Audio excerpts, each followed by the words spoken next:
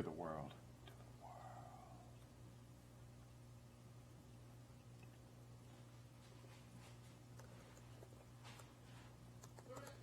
Live.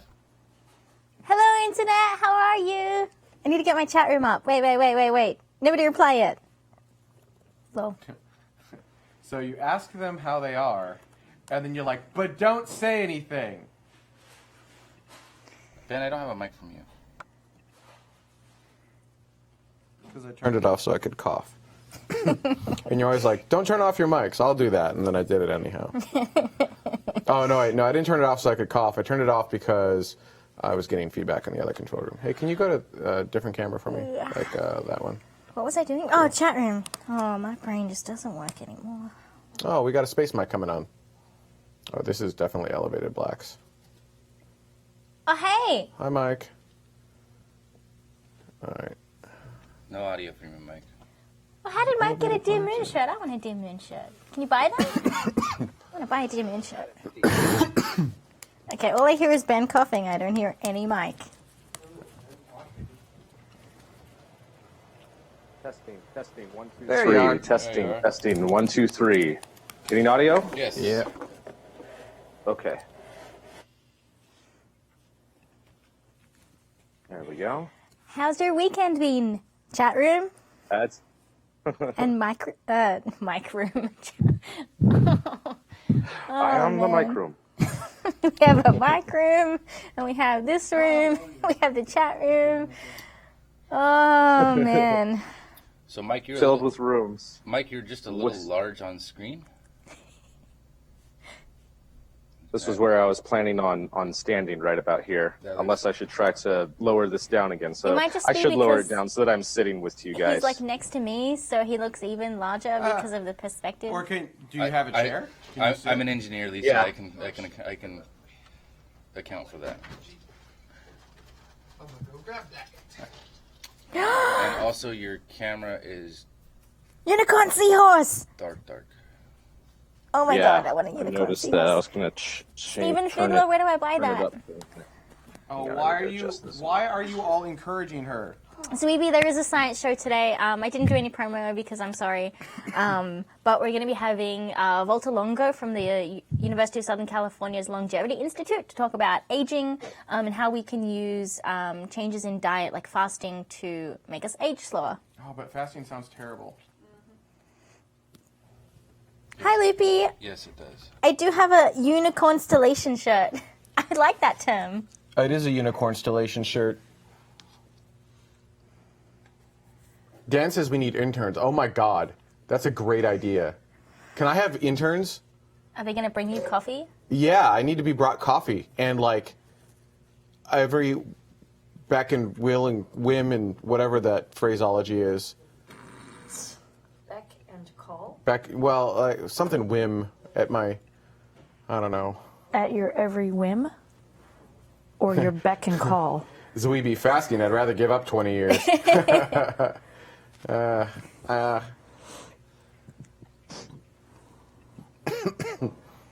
I have so many things open on this Mac. I don't know what I'm doing. Obey my every whim. Oh yeah, that's what I'm looking for. Obey my every whim. No, Yeah. you're not. Yeah, that's what I want a bunch of interns to that's not do. what you... Benjamin, you have the wrong mic. Haha. What am I on? Commander, you're supposed to be Capcom. Oh, wait, so... No. I updated the rundown. I'm using the rundown as a way to deal with proper microphoneage. You didn't update cast and crew schedule. No, because the hologram, the cast and crew schedule doesn't account for hologram as a microphone. So Jared should be MS1. Because you didn't want to do that. So I can't use cast and crew schedule as correct. You have to use the rundown. I'm the only one that need, other than you and me programming rundown. Uh-huh. That's the only difference. I'm pretty sure we can account for that. Sure. You didn't want to do that, so I wasn't going to use that because you didn't want to. So that left me only with the rundown to do it. We can certainly move it over there, but then I have to be able to use hologram as a microphone and not as a roll. No, we'll talk later. Yep. Zappen's here! Hi, Zappen! Also, I screwed up the top. Zappen, one, so it doesn't Zappen. matter. Speaking of interns, I feel like most interns these days actually get paid. I mean, at least in the companies Oh, that well, I've then I don't want interns been anymore. around. I don't want interns anymore. Not in the theater, they don't. It's weird. To me, Lisa sounds normal, but Ben sounds like super low muffled. That's because I'm super low muffled. Oh, okay. That makes sense then. No, I am fighting a cough. I think, where's your microphone placement? Lisa. Right there on my shirt. Yeah, Too- I might too want much, to. No, I should be all right. It's all You just pointing. need to talk louder, Ben. Like Back just a a little real bit. person. Actually, you that's know good, what's I funny think. is to me, Yeah, that's good I right there. feel like I'm only hearing her out of my right ear, but I'm hearing you through my left, or not left, my IFB. That's weird. I can hear me through my IFB. I'm confused. I only That's hear weird. you here. You're on Okay, I MS2, don't hear right? you I here. am on Me too. MS2, We'll do and mic I'm checks pretty in a sure bit. I'm on. Yeah, there's a green light. All right, so Mike, do you have? Is your camera on a tripod by chance? Yes, it is. What we might want to do is tilt up just a little bit because we're kind of crotchel shotting you right now. Hey, Jared. Here, I'll do this. Oh, I think that's a little bit better. Let me see. Okay. Perspective-wise, that feels better. All right. Colton, these chairs were all Carrie-Ann. I had nothing to do with it. I had just, nothing to do just with it smiled either. and nodded and Ben, agreed. did you want to do the different clip on She me found today? them. Oh, I forgot about your clip. Okay. If not, no worries. What? The problem is his clip inverts because of the weight of the microphone. I invert too, but like. That's a different story. No, let's just keep using that. Okay. The advantage of these is they push off of the. And now for some physics by Mike. Professor Mike, Professor Mike, do tell us. show us your Well, new first, theory. we're going to have a orbit where it's going to be geostationary, which means that it's going to be at the same point rotating at the same velocity that the Earth is rotating. Now, Mike, let me ask you this: if one were that to at all. if one were to overexpose their camera, would they not be able to see anything you're writing on the whiteboard? Probably. Maybe if we just turned up the brightness on the television itself. Oh! That's not how that works. Beth says you like the IKEA poings. Whoop. I like them. I just don't like having to try and sit up in them. That's not what they're designed to do. Yeah. They're Okay. not comfortable to try and do that for an hour or more. Wait, what did Dan say that? Hang on, Dan says the producer guy didn't mean to hurt feelings. No one's feelings are hurt. What feelings? Wait, You don't have first off, feelings. we don't have feelings, Dan. So no need to worry about hurt feelings. Secondly, no, don't be quiet. That's boring. He said you dominate the debates. Me? Yeah, Yeah. he does, but everybody knows that. Shut up, Ben. Oh, so, Yeah, Ben. Yeah, I should touch on that because that was not an uncommon. Yeah, I'm just not true. I'm just disruptive. Right. Okay. Yeah. Loopy. I agree. And the disruptive technology. Yeah, so here's the deal. I'm doing it on purpose. And I'm being overly aggressive right now because I'm trying to get us out of this, like, scripted, I'm reading news mode and, like, just everyone going, this is my story. There is a spacecraft that is doing a thing. Here is a picture. I just want us to talk about it. Here's what I want this to be. What I want this to be is a conversation of a bunch of space nerds, you and us, just nerding out together, talking about things, having a good time on a Saturday, nerding out about space, because we're all space nerds, and this is fun, right? That's what I want. That's what I want. And so I have been aggressively derailing them. Like, you can, if you go back and watch last week's episode, you can actively see me go, no, boosh, and kick them out of a script. That's what I was doing, and I'm going to do it again. And hopefully not quite as aggressive this week. Come at me, Ben. What? Come on.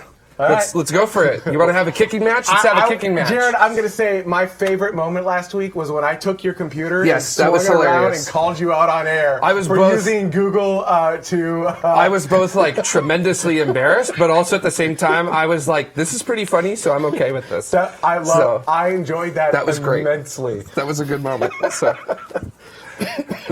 Astro YYZ, I'd buy that shirt too. We need to get a shirt that says "We are all space nerds." I like on that. it. I like that idea. Yeah. Yeah. Yeah. All right. Someone send me a reminder. We'll something.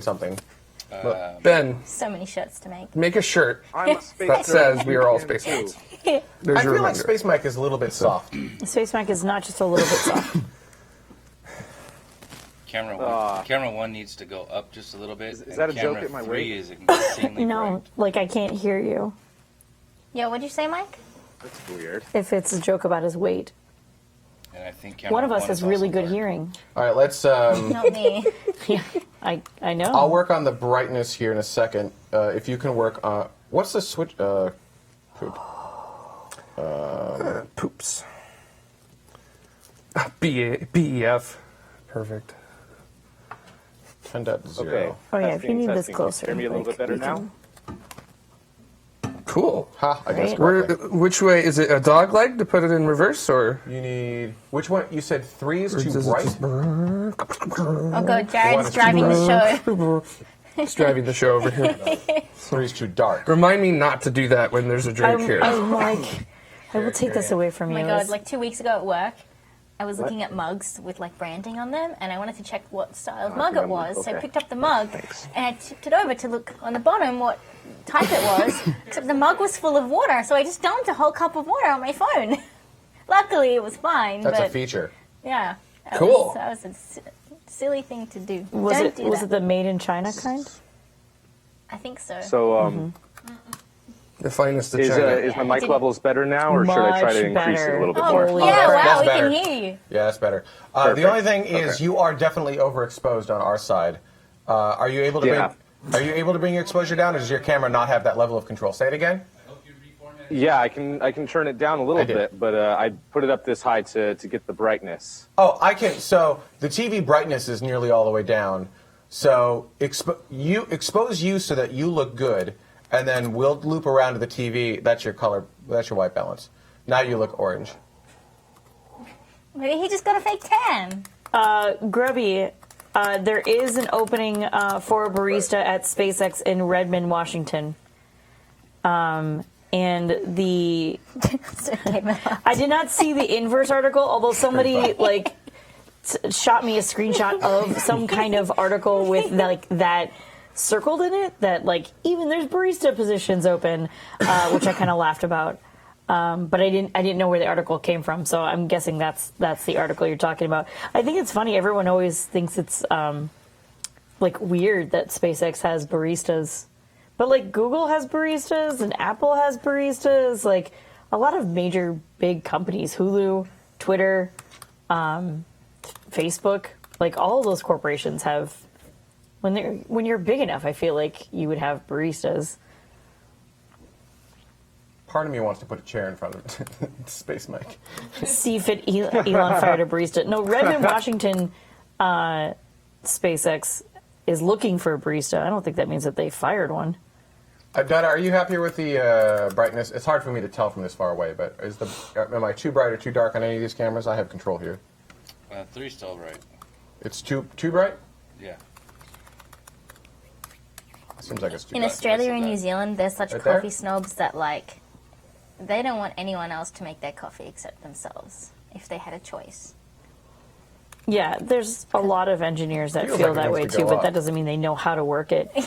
The thing is that Seems like it needs to be the like thing to here. note about espresso machines is that it's part science and it's also part art. So like you can't just like Yeah. program That's right. the perfect thing. That's not going to work. Astro YYZ, I love anyone who makes me coffee. Me too.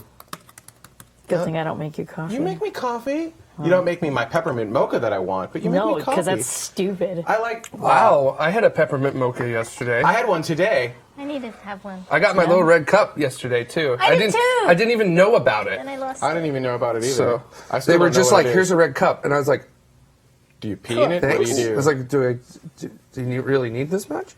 So, you know, it's a lot. hey, it was a grande. That's like a lot. Yeah. I mean, that's like, you know, I got to have a gallon or two to make that happen. So what? Neuropilot on Twitch Anyways. says, tomorrow, fun fact, the early Google chefs became millionaires with their stock options. Nice. Something about janitors, too, right? Or a janitor? Janitor. So maybe I'm self-employed, so I just press the button to make coffee. It represents my valuation well. There's just the thing is like there's all different kinds of coffee, and there's all different kinds of ways to make coffee, and it's really based off of preference. But when you're talking about like lattes and cappuccinos and espresso drinks in general, there are just so many different variables that go into it. I mean, there's a lot of different variables that go into a French press as well, even as simple and I don't want to say basic in a bad way, but even as non-complex as a press pot of coffee is. There are just so many more complications that can go into an espresso drink. So many more. And each one of those can be considered a point of failure. So it's difficult. Hello, Peter Quinn on YouTube. Peter Quinn, you have not missed anything yet. This much. Yeah, well, we're 3 minutes out, Peter Quinn, so you've missed us bantering with you and talking about coffee and how amazing peppermint mochas are. They are. They've got some kick. Professor Mike did some math for us. It was great. It was good. None of us could see it, but we couldn't see it, but we're sure it was great. Yep. Ben, how do you carriage return in that cell? Shift return. Right. There you go. Thank you. You missed one. I did? What did I miss? ISS footage. Oh, this is going to be a fun show. My body is rebelling. Uh-oh. Yeah. Oops, I forgot to throw this on Twitter. Oh, I did miss one. I'm sorry. Oh, I noticed that, and I was like, oh, maybe I didn't insert it correctly, and then I redid it, and then whatever. No, you have to manually enter it into the media area. Yeah, so I went through and I just copied it in. Oh, lame. Yeah. Gee, I wonder if Jared's here with a computer. What is that loud tapping sound? I don't know. I think we might have a rodent infestation. I think the people... Are those your new ones? No. No. Oh. What do you mean my new ones? Do you don't recognize these? Well, I've had these for like 6 months, man. What's wrong Well, with you?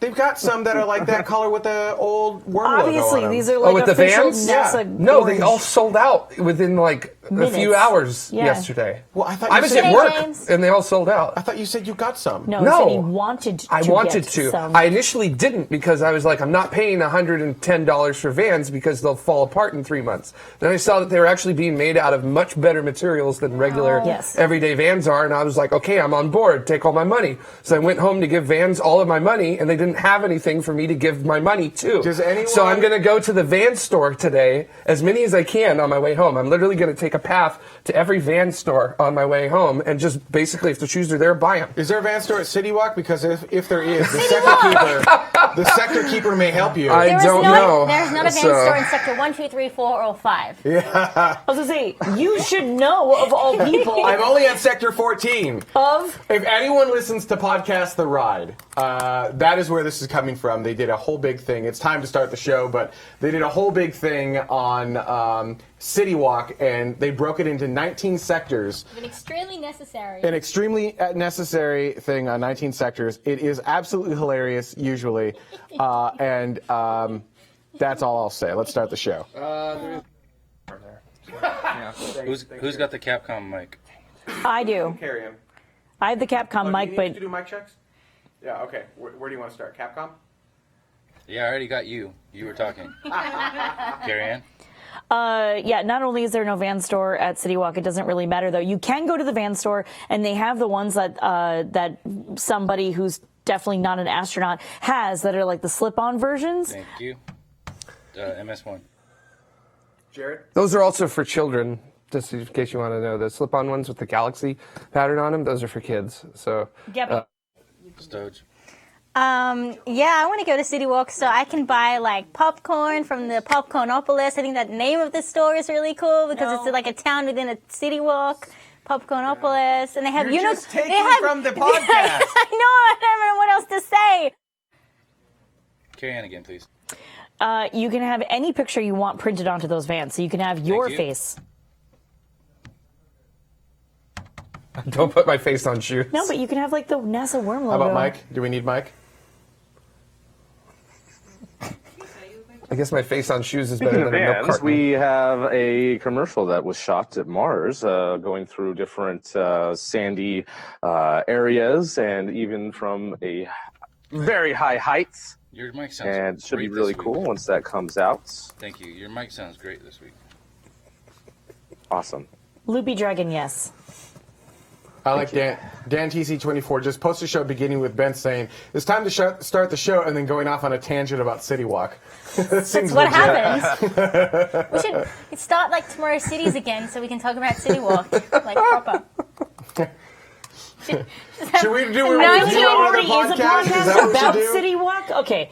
Anytime we're ready. God's sake. I blame Ben.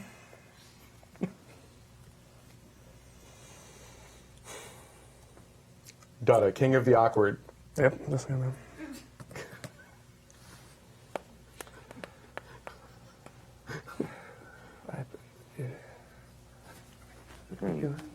We'll do it live! Apparently not!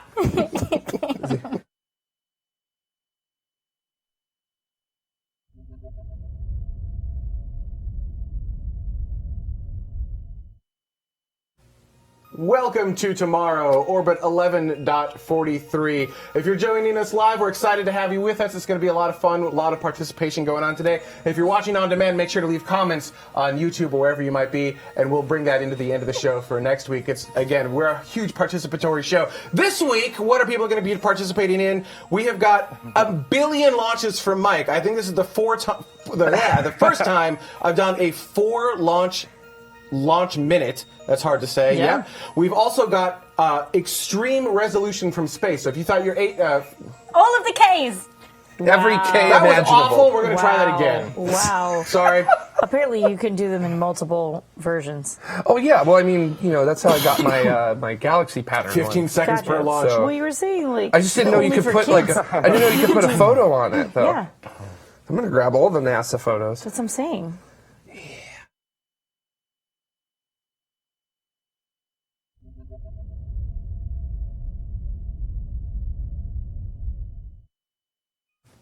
And welcome to Tomorrow. If you're joining us live, this is going to be a fun, participatory show. And if you're watching on demand, make sure to leave your comments. We do read every single one of those, and we'll bring them back into the show because we love it when everyone here participates.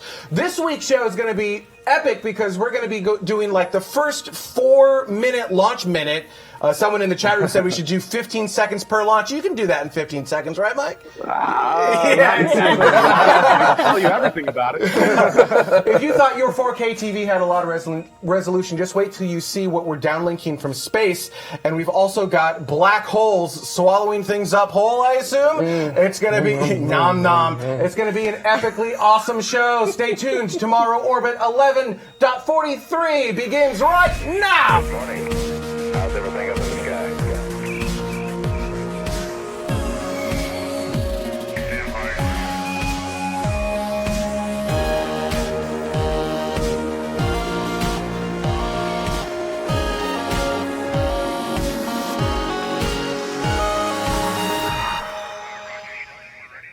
Now. Too late. Too late.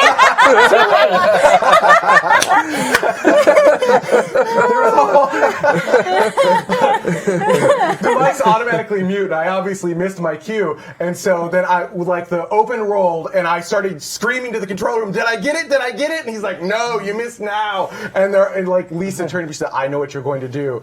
Absolutely. Let's get started, Mike. We talked about how there are 4 launches this week. Holy cats! I think we should get straight into it. So take it away. Let's do it. First off, we have to talk about a launch that actually occurred last Saturday. This was the maiden launch of the Zhuqiu rocket. And unfortunately, first off, this particular launch occurred at 1800 Coordinated Universal Time, as I said, last Saturday, October 27th.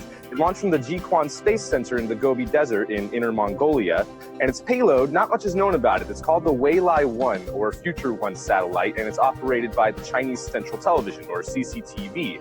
And it was intended to carry out scientific experiments and perform Earth observation and it was expected to launch and be operated for about 2 years. But the rocket did not succeed because of a problem with the third stage of the solid rocket booster. All 3 stages are solid rocket fueled, and apparently there was a problem due to attitude control, and so the third stage was not able to place the payload into orbit. But the private company Landspace is hopefully able to collect a lot of data and try again next time whenever they're ready. But yeah, let's move right along. The government of China didn't waste any time with an official launch, and they launched the Long March 2C rocket from Space Launch Site number 2, also at the Jiuquan Space Center in the Gobi Desert. And this one launched at, 43 minutes after midnight on Monday, October 29th, Coordinated Universal Time. And its payload was the CFO-SAT, the Chinese-French oceanography satellite, which is going to monitor the ocean's surface winds and waves and provide information on related ocean and atmospheric science and applications. The data from CFO-SAT is going to allow scientists to achieve more accurate ocean forecasts and give earlier warning for severe events like tsunamis and cyclones.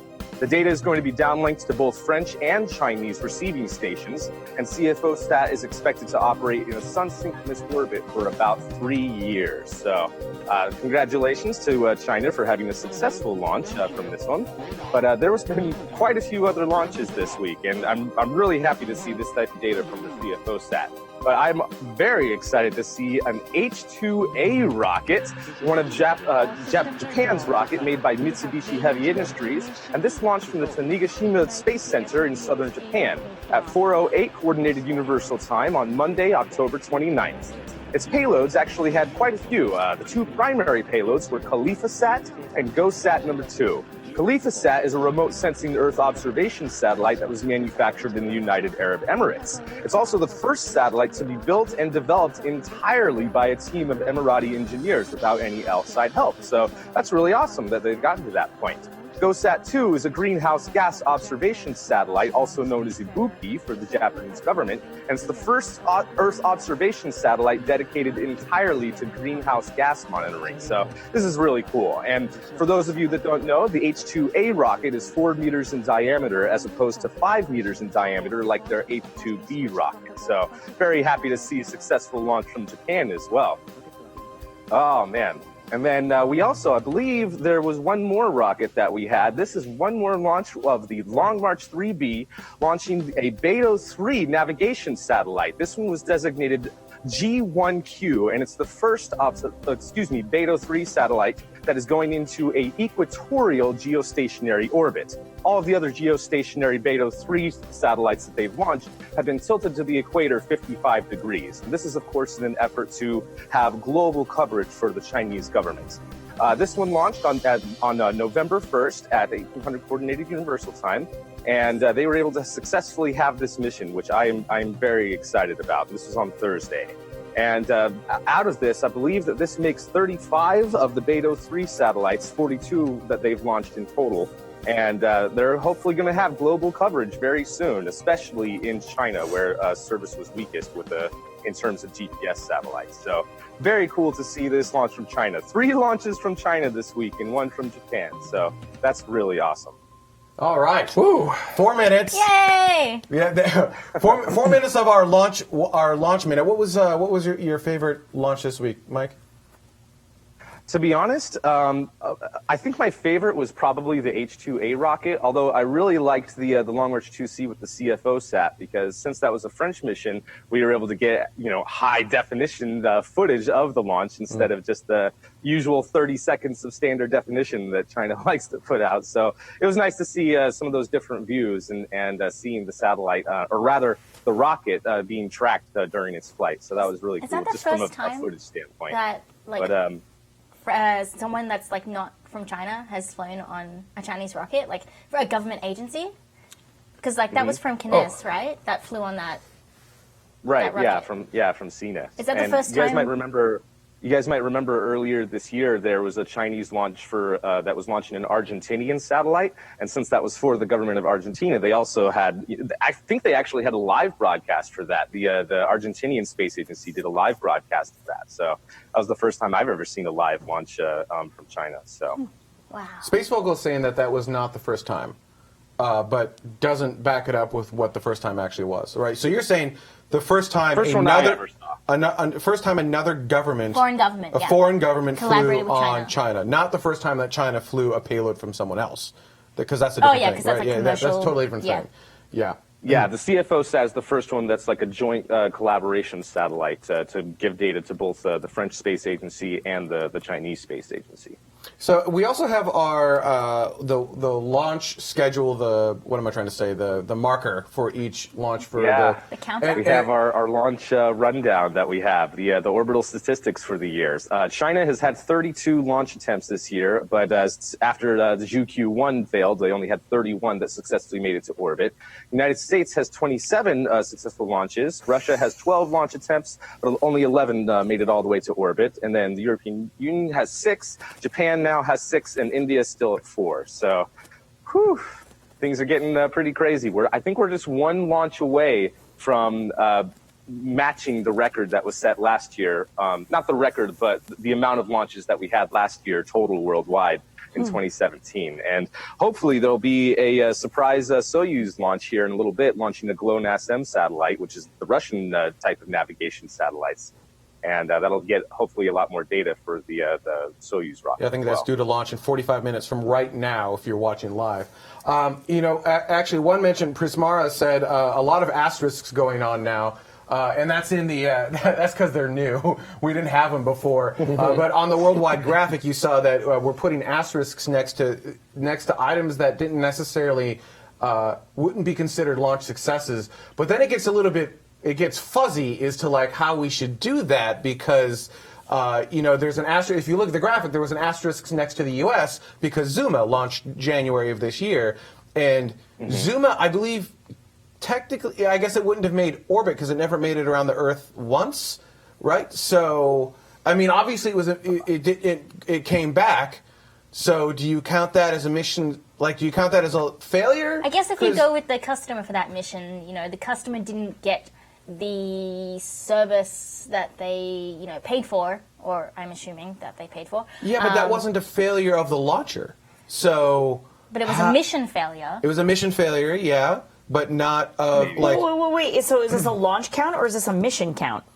Right. So it does say orbital launches. This is a launch count. I'm counting it as a success, or at least a partial success for the United States, that Zuma launch, because the rocket was able to successfully fly. Yeah, the payload didn't work, but that wasn't the fault of SpaceX. And even after the investigation, that was determined by everyone that SpaceX was not at fault for Zuma not working. Okay, and you're saying only orbital launches. So does that mean that any Blue Origin launches that do not reach orbit, those are not counted, correct? I don't believe the Blue Origin launches are considered in this.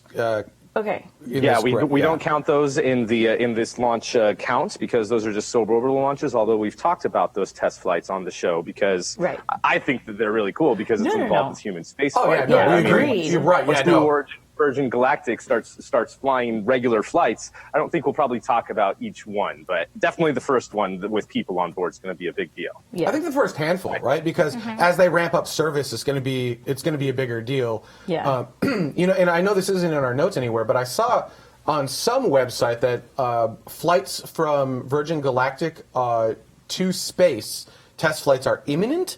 Wow. Has anyone else heard that at all, or am I the only one that saw that? I mean, last I heard, they were 6 months out. So, well, Mike, what did you hear? Yeah, and I even talked about that a little bit last week about how they.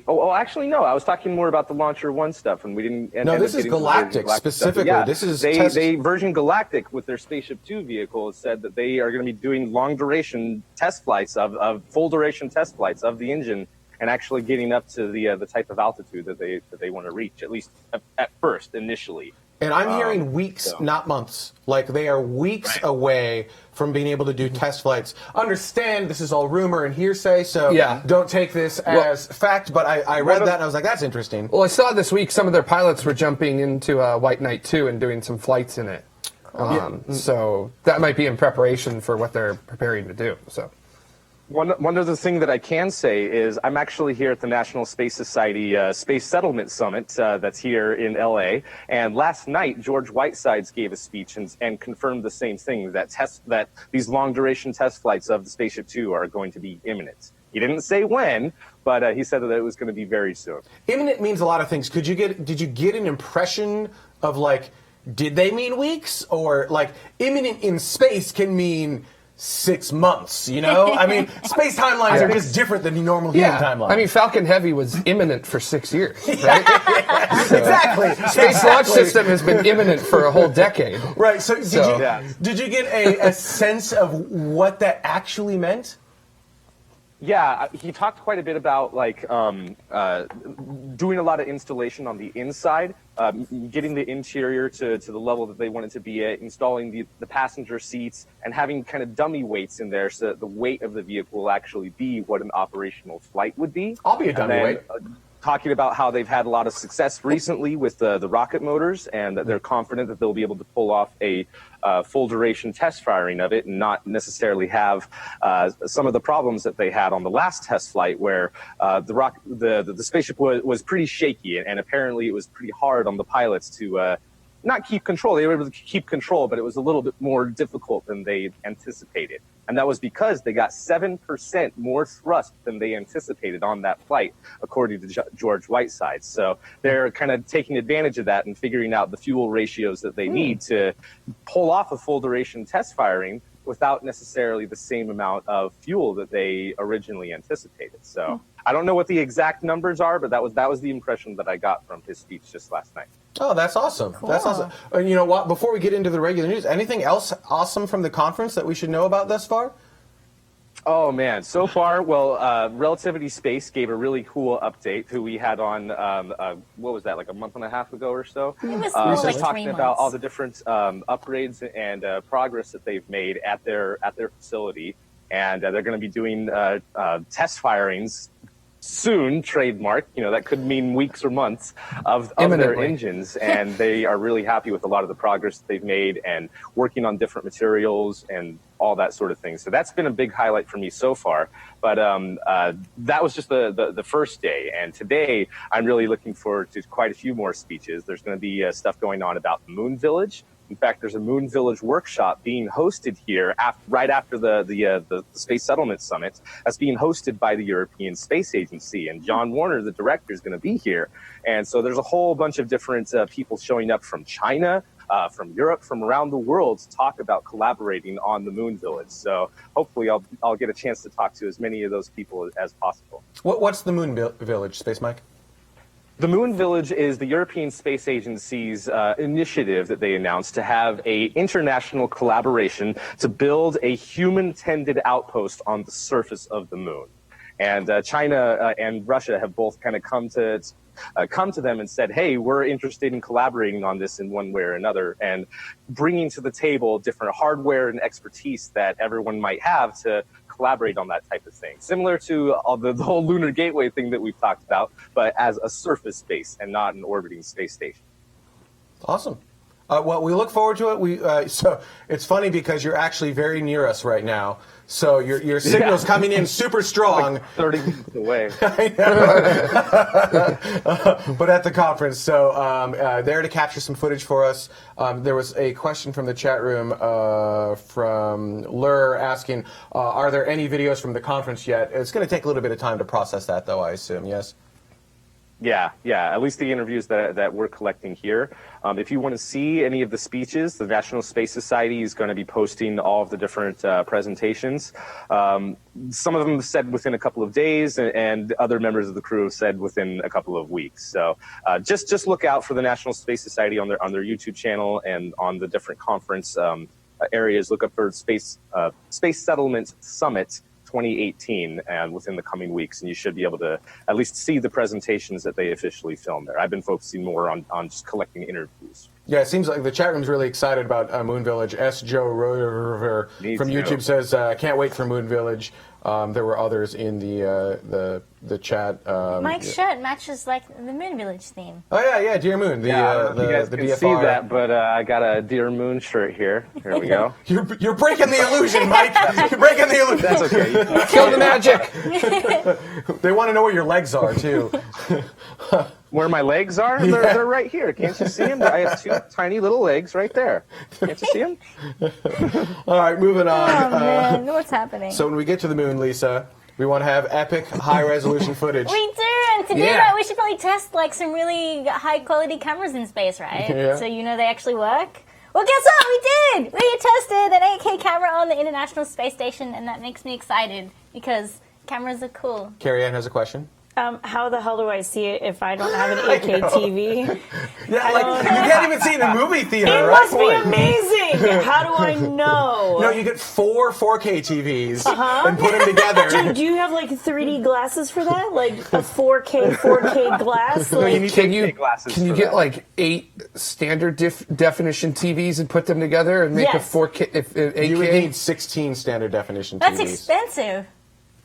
in order to get that. But 8K's cheap. Yeah, okay, explain because one, this to me. it's 4x4. It's funny that you mentioned, being able to actually Okay. view it because I clip it. You can see it on YouTube, if you have the required screens with the high resolution. NASA's put it on their YouTube channel, and it's a 3-minute long video. I actually cut it down to about 45 seconds so we don't have to spend all day watching it. And so we have it for you, except you're not going to be watching it in 8K because we can't even play that from our systems. Wow, We're look 4K. at that. We're 4K at least. Yeah. That means he couldn't get the 4K original down. Wow. Thanks, Ben. Yeah, no, I'm going to give away all your secrets. So this is the footage anyway, and I think it's really cool because if we want to get people excited about spaceflight, we need to be showing them things that look beautiful because design is important and the quality of imagery coming down from there is important. So I think by having this 8K camera, maybe right now we can't all at home watch it on our giant, amazing big screens, but by having this high quality footage, I guess people can use this for other projects, right? Like if someone is making some cool movie or documentary or whatever, or one thing I was thinking of, how you have those 360 videos, but they always look really crappy because it's just bad quality. Because you're zooming into it. Right. Yeah. So if we have high quality footage like this, is that going to mean that we can do VR and 360 stuff that doesn't look potato? Yeah, potentially. Yeah. This could be the beginning of what allows you to do VR from space, from Space Station, but in a quality that, like you said, isn't potato. Yeah. So, it was also released yesterday, Friday the 2nd of November, which was the 18th anniversary of having humans continuously occupying the ISS. Mm-hmm. So I thought that was a really cool way to celebrate that. Nice. That is a really cool way to celebrate that.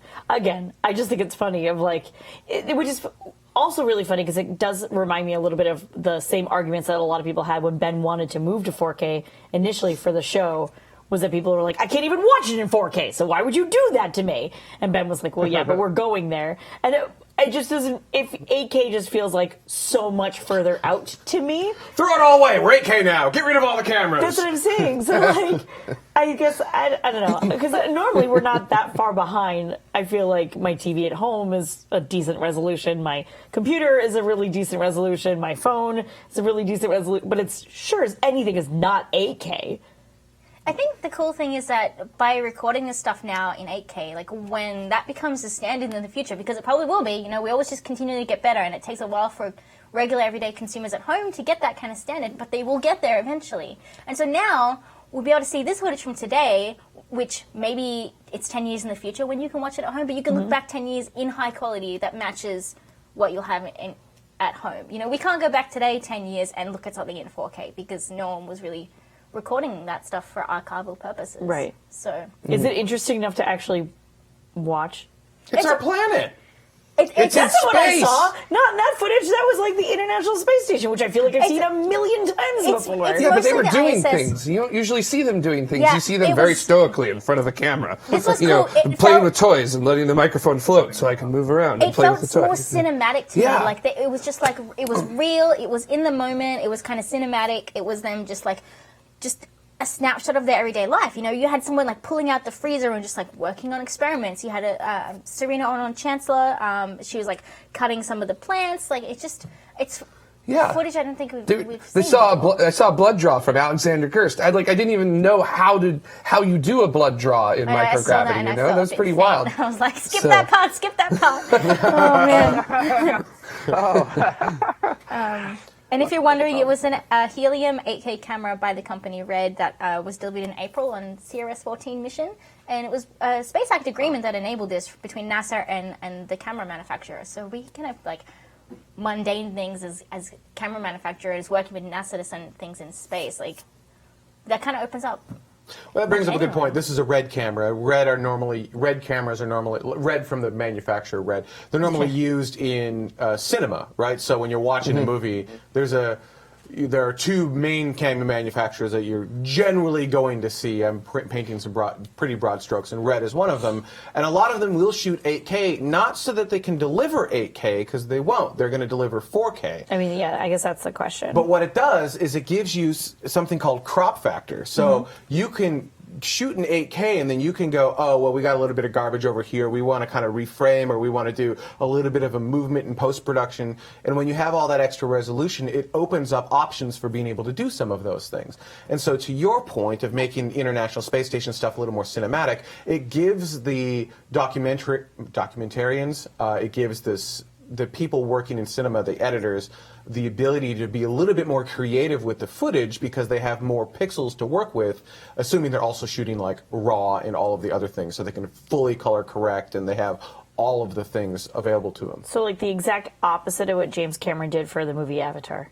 Kinda, yeah. Okay, just double checking. Gotcha. Just want to make sure I understand correctly. Johnny Spacer says, isn't 4K beyond humans' visual acuity? No, actually, that is not correct. It depends on the size of the screen and the size in which you are blowing it up and the distance in which you are from the screen. The closer you're going to get to an object and the larger that object, that resolution is going to get larger or smaller. So if you're looking at something like a giant 40-foot wall for, say, a mission control room, you're going to be able to see those pixels for 4K. Yeah, is that what you're doing? Wow. Wait, like what? Whoa, 8K is amazing. How many Ks does like the human eye naturally like have? So that's tricky because the human eye doesn't quite work that way. Yeah. Yeah, that's not how we perceive vision. So that there isn't an easy correlation between how the human eye is processing an image. Like when you look at what the human eye is doing to get this image, it's like upside down and blurry and like some with color, some without color. Then your brain's like, let's fix that. And then your brain does a lot of awesome things to your vision. Wow. It's pretty incredible. But like all of the stuff over here in your vision isn't really a thing. I mean, it's kind of a thing. Like it's there when you need it to be, but you mentally block it out, even though you can actually. Oh, like see how you it. block out seeing your nose. Precisely, you do technically see your nose all the time, but you're not aware of it because it's not relevant to what you're looking at. Yeah. So anyhow, I found some cool stuff like if you basically take the eye and you turn it into essentially what a camera would be, it'd be a 43 millimeter lens. Running at f2.1. That's pretty horrible, actually. So yeah, that's not all that great. It's not good. So, it's not good. So 0 Ks? Is that what we're saying? Yeah, we have no Ks. Our eyes are no Ks. Our eyes are 0 K. Well, compared to a camera, the human eye, if you count all the rods and cones and everything in it, you have 130 million pixels. Total. So only 6 million of the eye's pixels are cones. The other 124 are rods they just see in black and white. So. Wow. Stephen Fiddler on YouTube. Thanks. Now I'm gonna wear my nose as I watch the show. You're welcome. You're welcome. That's why we're here. Better yours than mine, man. Let me tell you. I'm excited for it because resolution and dynamic range and all of these things improve over time. And then we always have the exact same argument every single time. Why do I need high definition? My current TV is just fine. And then like we move to high definition, and then you try going back, and you're like, that looks like garbage. And so then everyone wants high def. Why do you need 4K? My current TV looks just fine. And then everyone tries to go. Everyone gets 4K TVs. They look back at HD and it looks like garbage. And now we're hearing the exact same thing again. Why do I need 8K? My current 4K TV looks just fine. It's like, what? Did you not learn from the last two times? To be fair, if an 8K TV existed and I could afford it, I probably would have one. One of those two things is true. That's what I'm saying. Okay. Like, well, I'm going to go get a 32K TV and be a couple generations ahead of you all. You might as well. Might as well. So. Man. Actually, I'd love to get like an 8K TV for behind this. I diverge. Wouldn't it be cool to get like? Anyhow, I do have to say that this for Space Mike. Wait, does Mike have a question, or does he want a thing? Yeah, go ahead, Mike. No, can we talk about something else? Well, hang on. Let's let I was Jared going to finish. say, I was actually, up late last night working on stuff for the show, and I saw a friend of mine who really doesn't care about spaceflight share the 8K footage on their Facebook page. See, there you go. And It's they were just inspiring. like, "This is unbelievable! Like, I can't believe how cool everything looks up there." And I was just like, "Yeah, like, you could have asked me." Yeah. But matters. it was matters, really man. cool to see that. It's good that you answered because I would have been like, yeah, it's the same as in 4K, eh? Sorry, go on. Doesn't that 8K footage look great on your little iPhone? Whatever. Debbie Downer, don't mind me. All right, Jared. We've got Speaking more of Debbie good Downer, Yeah, I no was about to kidding. say. Like, and I've got you right before our break, so I feel like I should have baked you Yeah, in we should have before made this. this. Well, Great at least what we know is that it will be all uphill after Yeah. this Is story. Is that a here. true statement? Sure. That's not a true statement. Okay, well, we'll get there. Together. We lost 2 spacecraft this week. So We can't find them anymore? no, they're dead. So they've died. Wow, that's dark. So there's went no a other way to dark put place, it, Jared. There's no other way to put it. I'm not going to sugarcoat it here, but yeah, we lost 2 spacecraft this week. Kepler, the Kepler Space Telescope, which launched in 2009, it was retired on October 30th, and then Dawn, which launched in 2007, it didn't respond to a Deep Space Network check-in on October 31st. Both of these spacecraft, they vastly outlasted their original design lifespans, and it actually wasn't like anything technical that caused them to die. Well, I guess it was sort of in a sense. Their reaction wheels stopped working, and they had to use the hydrazine fuel on board in order to maintain attitude control. So they actually ended up dying because they ran out of fuel. So they're not really dead. They just can't point. Yeah, they can't point. So it wasn't a fault of the engineering or the technology on board. It was a fault of the fuel. They just didn't have enough fuel on board. And, the Dawn mission was amazing. It used ion engines, electric propulsion. It was the first spacecraft to orbit 2 bodies, and that's what the ion propulsion enabled it to do. It went to Vesta, which is the largest asteroid in the solar system. It's about 575 kilometers across. And before we went to Vesta, this is what it looked like from Hubble. We didn't really have a great idea of what it looked like. Like, obviously, we knew it was like lumpy, but we didn't know that it was going to be. Potato. Yeah, we didn't know it was going to be this incredible place that Dawn ended up giving us the high resolution imagery of, where we can actually look at it. We can see that there's striations. There's what we call differentiation in it, which means that this wasn't like, this is like maybe half of Vesta. So something in the past hit it and blew off a huge amount of material, which very interestingly, Dawn actually confirmed that an entire class of meteorites that we have here on Earth came from Vesta. So there was sort of speculation that these Vestoids came from Vesta because we could see it through some of Hubble's instruments, that it was similar in composition. But Dawn, it's basically like checkmark. Yep. These are all from Vesta, and it's a very large population of meteorites too, which is super exciting that we were able to study it both in situ and here on the Earth. So some really cool stuff. And then there was. Do you know which meteor population it is? Is it like the Leonids, the Perseids, something like that? So it's not associated with a meteor shower. It's just associated with a specific type of meteorite. They're usually very rich in olivine because these meteors were essentially blasted out of the mantle of whatever Vesta was before. So in the mantle, you get a lot of things like olivine, and that's how we're able to tell that Vesta was actually differentiated. So it had layers in its interior like the Earth does, but not now. It's really itty bitty, and all the heat went away from it. So, yes, carry on. Olivine, a rock-forming mineral used as the gemstone peridot.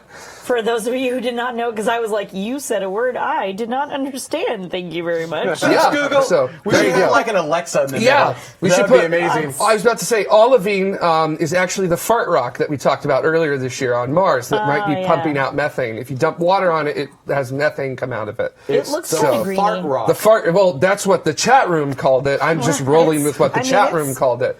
So Well, you can use it for jewelry. It's pretty. Yeah, well, peridot.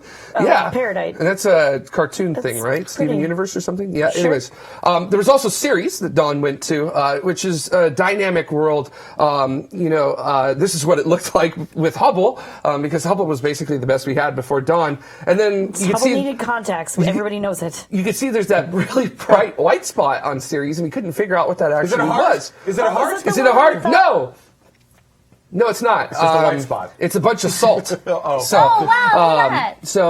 So it's a bunch of salt that's actually sort of sublimed at the surface. So that means that Ceres was a dynamic world. It has recent cryovolcanism, cold volcanoes, like basically mud volcanoes, I guess is the best way to describe it. And it shows that there's a potential ocean beneath its surface as well. So Dawn was put into an orbit that would allow certain planetary protection standards to occur.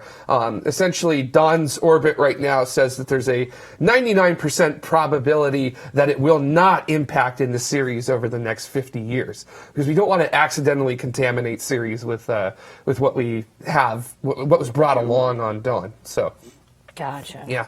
Oh, yeah, that makes sense. Yeah. And then, we lost Kepler, which is one of my favorite missions, which was hunting for something that was unknown really at the time, back when it was launched in 2009, which was exoplanets. These planets that go around other stars. We knew that there were some, but we didn't know how many there were out there. Now they're super known. Yeah, we didn't know. I remember it being in astronomy class in 2009, and my professor was like, we don't know, man. Like, could be all over the place. They could be incredibly rare.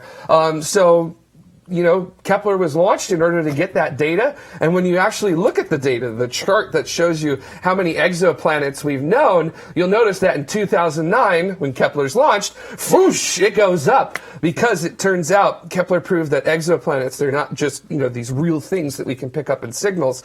They're basically everywhere. A star at some point in its life has a planet going around it. Planets outnumber stars in our galaxy. And if you think about it, the Milky Way has 400 billion stars in it. And that's a lot of potential planets. And then using Kepler, we're able to extrapolate that basically anywhere from 10 to 35% of the stars in our galaxy, the Milky Way, likely have a rocky planet the size of the Earth in its habitable zone. So Kepler basically revolutionized how we look at our place in the universe just by looking at a small patch in our own galaxy. It just completely changed the game in the hunt for life, the hunt for exoplanets. They're even using Kepler in order to look for supernovae and see supernovae at the very second that they started. It was over 50 supernovae that it was able to capture right as the supernovae started, and we're able to get that data and look at it and interpret it. I mean, there was such a wealth of information that came from Kepler that we are literally going to be pouring through that for the next decade or so. Kepler changed everything. Everything in what we understood in our place in the universe.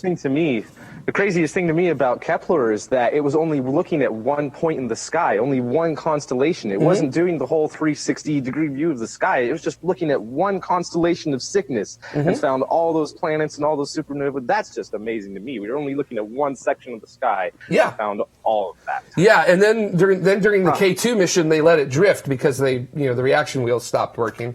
And then they actually used a technique to balance it with the photon pressure coming from the light of the sun with the remaining reaction wheels, and kind of let it drift and look around. But it basically proved that, yes, you can detect exoplanets this way, and was basically the forerunner to test the Transiting Exoplanet Survey satellite that's up there now and is basically doing an all-sky survey, not as far out as Kepler, but still, they're expecting tests to get 20,000 planets, which would be an order of magnitude more than the exoplanets that Kepler discovered. And those planets will be closer, so then you've got a good data set for things like the James Webb Space Telescope to look at, and also future telescopes as well, like European Space Agency's Plato telescope that they're developing right now. Planning for proving something, changing our role, and developing the data for the future to push that even further. Like, holy moly! Like, very rarely does a single spacecraft do something as profound as Kepler did to our understanding of a specific type of science. From the chat room, Beth says, is it just me, or have a lot of reaction wheel failures come up lately? Yeah, it turns out the reaction wheels tend to fail quite a lot. They are a very fast rotating system, and also we've kind of figured out that solar radiation has a lot to do with the failure of reaction wheels as well. Maybe we should get VAX to get his reaction sphere Yep. up on the spacecraft, because that would work significantly better than reaction wheels. Come on, would. Vax, we're all counting on Yeah, you. Vax, let's make it happen. We'll make it happen. So, Actually, Vax did comment. He actually said, because we were talking about, so it just can't point, and he said, no, Don is, in fact, dead. yes. And then Zap if you can't orient the spacecraft, you can't keep the solar panels aimed at the sun. That's bad. And then Oh, yeah. it's dead. I was like, can't we just refuel it? And then, but then Actually, I wish. Kitty asked that very question. Can they go and refuel them? Actually, I was going to say, Ceres, because we don't want Dawn to hit it, there's actually been some talk in the past couple of days about flying another mission to Ceres, both to study it and also to basically grab Dawn and boost it. So that way it doesn't actually end up hitting let's go. Ceres. So that would be really difficult, though, it's because cool though. We should do that. you've got to find a spacecraft that's in orbit around Ceres, and you basically have like a last known position, and then it's like anybody's guess what happens after that, because you have to deal with like the gravity of Jupiter pulling on the spacecraft and other things like that. So that would be a heck of a mission to pull off, though, if they can make it happen. So You just send a BFR. yeah, obviously. So yeah. Yeah, the one with the big nose cone that'll just go and grab it. Yeah. You'll get that James Bond movie. If you do something like that, though, like, just because you don't want it to hit Ceres, right? Yes. So space is big, but it's not that big. If you put it, you'd have to like also then make sure that it gets put on on a trajectory that would also then not impact something else. Yes. Yes. Yeah, and if we put it at a stable orbit, like a couple thousand miles away from Ceres, that can end up yielding you tens of thousands, So not maybe just hundreds nudging of it, but thousands like of actually years. like bringing it to a different stable orbit. Yeah, we would have to bring it out of its current orbit. Its current orbit is somewhere on the order of like 4,000 kilometers at apogee, and it comes down really close, like 40 kilometers at perigee. Oh, yeah. So that's why we really want to grab it and get it out of the way, because it's very close, but that gives you a little bit of time in order to actually go out and maybe move it out of the way. I just If can't they end picture up how doing that mission would work. That would be insanely complicated. Yes, it would, and that's why it sounds awesome. You'd have to go with another ion engine or something like that. Otherwise, just getting there and then figuring out where the spacecraft is and all the maneuvers that you would need to do in order to rendezvous and capture the thing would be insane if you were using traditional rockets. Yeah. Ion engine, unless we have something else crazy that comes out in the next couple of years, is the only way that I could see that would be possible. Someone should model this in Kerbal Space Program. Oh Obviously. yeah, someone model this for us. We'd love to see that. That would be great. Post it somewhere, post it in community. I think that'd be a lot of fun. Let's see Use it here. as mission builder, and then we can try to do it ourselves. Yeah. Yeah. Right. Zapfan from YouTube said, Zapfan. rest in peace, Don and Kepler. Zapfan. Oppie call home. Yes. Oh yeah, we're waiting Yeah. on opportunity as well. And luckily, they just announced that they're done with the 45-day campaign shenanigans, and they're going to continue to do checking in with Oppie for a extended period of time. Nice. No mention of when that cutoff will be, but for Spirit, they at least tried for 14 months. So we'll see what happens. But luckily, that extension will go into the time when you can actually get the cleaning events on the solar panels. So maybe Oppie will be warm enough to survive that. So that leads into the next comment from the chat room, which is from Jfro. Asked, does recent loss of all these spacecraft free up research time, or is it all onions? I've never heard that phrase before, but yeah, it's a pretty good one. I guess onions and crying, maybe. Yeah, That's yeah. my best guess, Jfro. Basically, what it ends up doing, it does end up freeing up Deep Space Network time, which does cost you from an operational standpoint. But also, when you've got like a mission like Kepler, which just generated a tremendous amount of data, people are gonna be working with that data for another 10 years, at least. So that kind of stuff, that's still going to cost. But obviously, a certain amount of money is now being freed up that could go elsewhere, or certain scientists that are working on the mission can now go elsewhere as well to maybe go support another mission. It's not uncommon for scientists, especially on NASA missions. Once the mission's done, they go to a similar mission, help them out, and kind of keep going with that. So. And the final comment from Vax talking about reaction spheres and him helping out. Doing my best! Actually, for those who don't know, Vax has been on the show many times. He's working on something called a reaction sphere. We actually have a show, I think, was it this year? I think it was this year, talking about the reaction spheres. This year, last year, Orbit 10 or 11. Mm-hmm. He's been on many, many times. One of the most? He's up there. He's like one of the top ones. He's one of the top ones, yeah. Certainly go back in the archives and take a peek. We're going to take a quick break and go into a calendar break. But before we do, we wanted to thank people who help make this show possible. These are our Escape Velocity patrons. These are people who contribute $10 or more to this episode. In people like this, they're helping make the show go week after week. You got to keep the lights on. Got to keep the station in orbit. Right, to keep filling it up with our fuel so we can stay around planet Calf behind us. That's very, very important. But really, we appreciate everyone contributing to the show. And if you can't contribute financially, certainly consider contributing via just simply subscribing to the YouTube channel. Go to youtube.com/TMRO, hit the subscribe and the bell icon. Whatever you can do. Also, if that doesn't work for you, head on over to community.tmro.tv. And if you've got some sort of talent, maybe you're great at 3D animation, maybe you're great at programming, maybe you're great at cooking, it doesn't matter. There's something that you do that you're passionate about in addition to space. We would love to work with you and do cool things with that passion because we're a giant community of space nerds and we love doing this stuff together. We find fun, new, interesting things when we all collaborate on stuff like that. Yeah. And that's what all of that stuff is for. Right. All right, we're going to take a quick break, and when we come back, more space news. Look into her face, determination in her eyes. She won't give up or quit or fall for little fashion lies. Filled with awesome expectation, this girl's a fascination. And nothing in her way will keep her from her destination. 'Cause she's fire walking, she's fire walking. When it's hot, she keeps on moving. Through the heat, keeps on improving. Yeah, she's fire walking, she's fire walking to be free. And we have acquisition of signal. Nerd! That's what we're calling it now. Yeah, acquisition of signal. AOS. What? AOS, right? Well, you don't want to come back and be like, welcome back, because you didn't go anywhere. We went somewhere, right? So we can say, and we're back, but that's cheesy and lame. So I was trying to come up with something at the last minute. I'm like, AOS, right? Because that's what I do when I fly. I'm like, LOS, AOS. So... I think we all do that.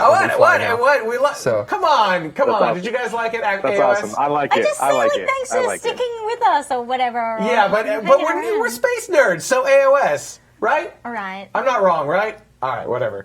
No, I like it. We just had a calendar break talking about launches and kind of going back to launches. Mike, I'll head it back over to you.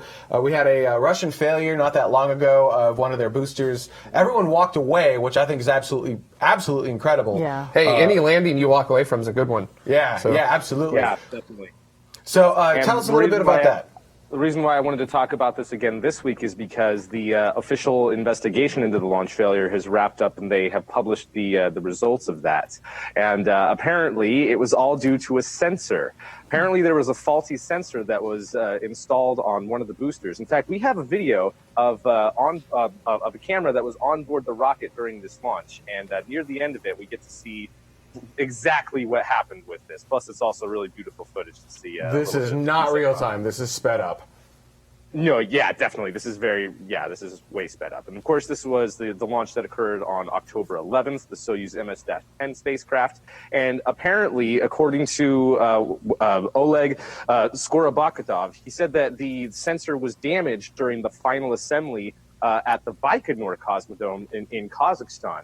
He added that they have concluded, it's been proven and confirmed that faulty sensor, which was off by like a couple of degrees, bent a couple of degrees, was what caused the booster to fail. You'll see here in just a moment, one of the side boosters, as they separate, is going to not quite separate all the way and slam back into the rocket and make the upper stage just go everywhere.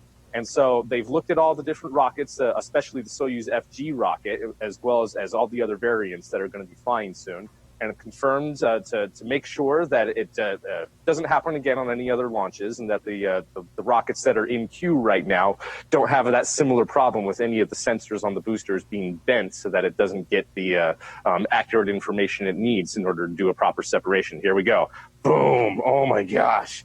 You can see how crazy that is. That the side booster just slammed right back into that thing, and then the rocket goes everywhere. I mean, we got to see earlier when this happened, the view from the inside the cabin and them being shook around a lot, and we can see from that slow motion there just how much the upper stage was pushed all over the place. That's insane. Whew. Feels like they cut some of that they've footage gone out. through this investigation. Go ahead. Yeah, what are you going to say, Ben? It feels like they cut some of that footage out, right? It feels like the booster separates, unless the reaction happened faster than the shutter on the camera, which, depending upon the frame rates, probably anywhere between 16 and 30 milliseconds. It seems like you saw the booster kind of separate, and then it looked like it didn't quite separate right, and it looked like it kind of almost made a re-impact event, and then all of a sudden they cut to footage of the booster like spinning and spiraling. It feels like they took something out there. Yeah, They very well have, but that might just be the video being sped up and just missing those frames there. But you could be right; they might have edited something out of it. I'm just glad that they published that at all. Period. Oh yeah, yeah. J. Michael on YouTube says it was not actually a faulty sensor; it was a bent pin that didn't trip the sensor. Technically speaking, I think. Okay. No, yeah, right. One way or another, yeah. It was still the booster making impact and creating a really bad day. Does this mean that now that we have root cause, we've flown some Soyuzes since then? Soyuz? So what's Soyuz plural? Soyuzes? I think this is Soyuz. Well, Soyuz means union. I think that's already plural. Wow. Does that mean that we're on track for being able to fly humans on Soyuz and like we're not going to have to deorbit, not deorbit, but you know what I'm trying to say, abandon station? Right. What's going to happen is with the Soyuz 2 variants and the Soyuz SPA variants, which fly out of Kourou Space Center in French Guiana, even though they're slightly different, I mean, the booster stage and the first and second stages of the rocket are exactly the same as the Soyuz FG variant that's used for the crewed launches. Before the next crewed launch, which is officially scheduled for December 3rd, whether or not that holds, the next launch of a Soyuz FG rocket is going to be later this month, launching a Progress spacecraft, the cargo spacecraft that brings up cargo to the International Space Station on the Soyuz FD. And that's going to prove once and for all whether or not the steps that they've taken, their action plan, is successful, and whether they can proceed with the next crewed launch on December 3rd. So that's the game plan right now. Chris Radcliffe brings up a really good point in the chat room. Says, well, I said we have root cause. He asked, do we really have root cause? Why was the pin bent? How do we know the changes they're making will help with the next non-pin problem? And that's a fair, I just kind of said root cause, and that's not a fair thing for me to say, because that's a very specific thing, understanding root cause. You can't just say, I understand root cause, and just kind of have a broad overview. You have to know precisely what it was, what caused it. Well, right, because saying like, well, it was just a pin, you guys, not a big deal, is a totally different thing than saying it was a pin. Now we went back to all of those sensors and double checked all of those pins, or we saw that they were all bent, and then we had to go back to the manufacturer and say, why did you bend our pins or not? Or like somebody stepped on that one, and instead of it going into the FOD bag, the foreign object debris bag, it went into the bin of sensors with non-bent pin. Like there's a whole lot of that, and that some of that comes down to quality assurance and all those sorts of things. Like I obviously don't know what their program looks like, but assuming if it was something like in my house, either that sensor normally should have gotten thrown out, or I would yell at Ben for putting it back into the drawer with all the other sensors with the non-bent pins. Like there would be some sort of conversation there. And you're right. Right, but you're right. Well, there's lots of reasons a fire could start. They're saying that because I almost burned my house down this last terrifying. night. For those of you We'll in Discord, talk about how I Look. legitimately almost burned my house down. All I'm going to say as an engineering student is that if it's not on fire, it's a software problem. Right, pretty much. So I mean, yeah, it could be a quality control issue, as Citizen 51634 in the chat room saying, yeah, there's a lot of things. So like, if they can narrow it down to the one thing, that's fine. But you're right. The root cause are all of the sensor pins that way. Is that a manufacturer issue? Did somebody just step on one? What have you done to correct that so that moving forward you don't have more sensors with bent pins? They hit it with a drill. Or From hammer. the way that I understood this, where it was built, the rocket was built in the Samara factory. They do a very thorough inspection of everything before it's shipped off to the launch site, and then at the launch site is where they do a lot of the final integration, just like we do. Everything was on point where it needed to be when it left the factory. But they're saying that what caused this bend in the pin that was supposed to trip the sensor so that the vent line at the top of the booster would actually do the vent like it's supposed to have that separate. You could see the other boosters separate like they were supposed to. It was just that one that didn't. And so this was from all that assembly and at the Baikonur Cosmodrome. So that's where the quality assurance problem was, because according to their all the checks that they do before it's shipped off, everything was where it was supposed to be. So. I mean, that could totally happen. I've been on vacations where I have literally made a list of all the things that I want to pack, and Ben always thinks that I'm hilarious because I make a list of like 3 pairs of shorts and 14 t-shirts and 67 pairs of shoes, and he always thinks that I'm overdoing things, and that's probably fine. But I pack all of that stuff, and I make sure that don't go to that camera. I make sure that it's all there and it's all packed, and that's awesome. And then I get there and I have no socks. Because I quite literally didn't put it on the list, and so I never pack them, and so I don't have them. And so that could be a situation where everything is totally fine, like you were saying, where everything gets assembled, and then maybe there was a check and then by the that time you get to wasn't the on the launch list. site, yep, exactly, it's just simply not on the list to double check. I hope your eyes hurt from making He's that not gonna stupid go to that face this entire camera. time. Dang it! I had a really good. I was staring right. It was amazing. That's because he's actually packed without a list and have forgotten things, but we won't talk about that here right now. Well, obviously, what we need to do, we need to make we need to make a procedural, manual in order for packing. Right. Like, okay, the shirts are in. Now we're going to move to. they have now that, we're going to move to 12.1.a. But Russia has installing the socks. I do that. So You just everyone need to does launch that. not So from what- Baikonur, and then it'll be fine. No, it seems like they have like a running. It seems like they have a running QA problem. This is just me from the outside looking in. It seems like something has gone wrong with the quality assurance, and I don't It feels like it's kind of sudden. Actually, if you go to community.tv or TMR.tv, community.tmro.tv, I can say things clearly. There is an entire thread talking about, is this the end of Soyuz?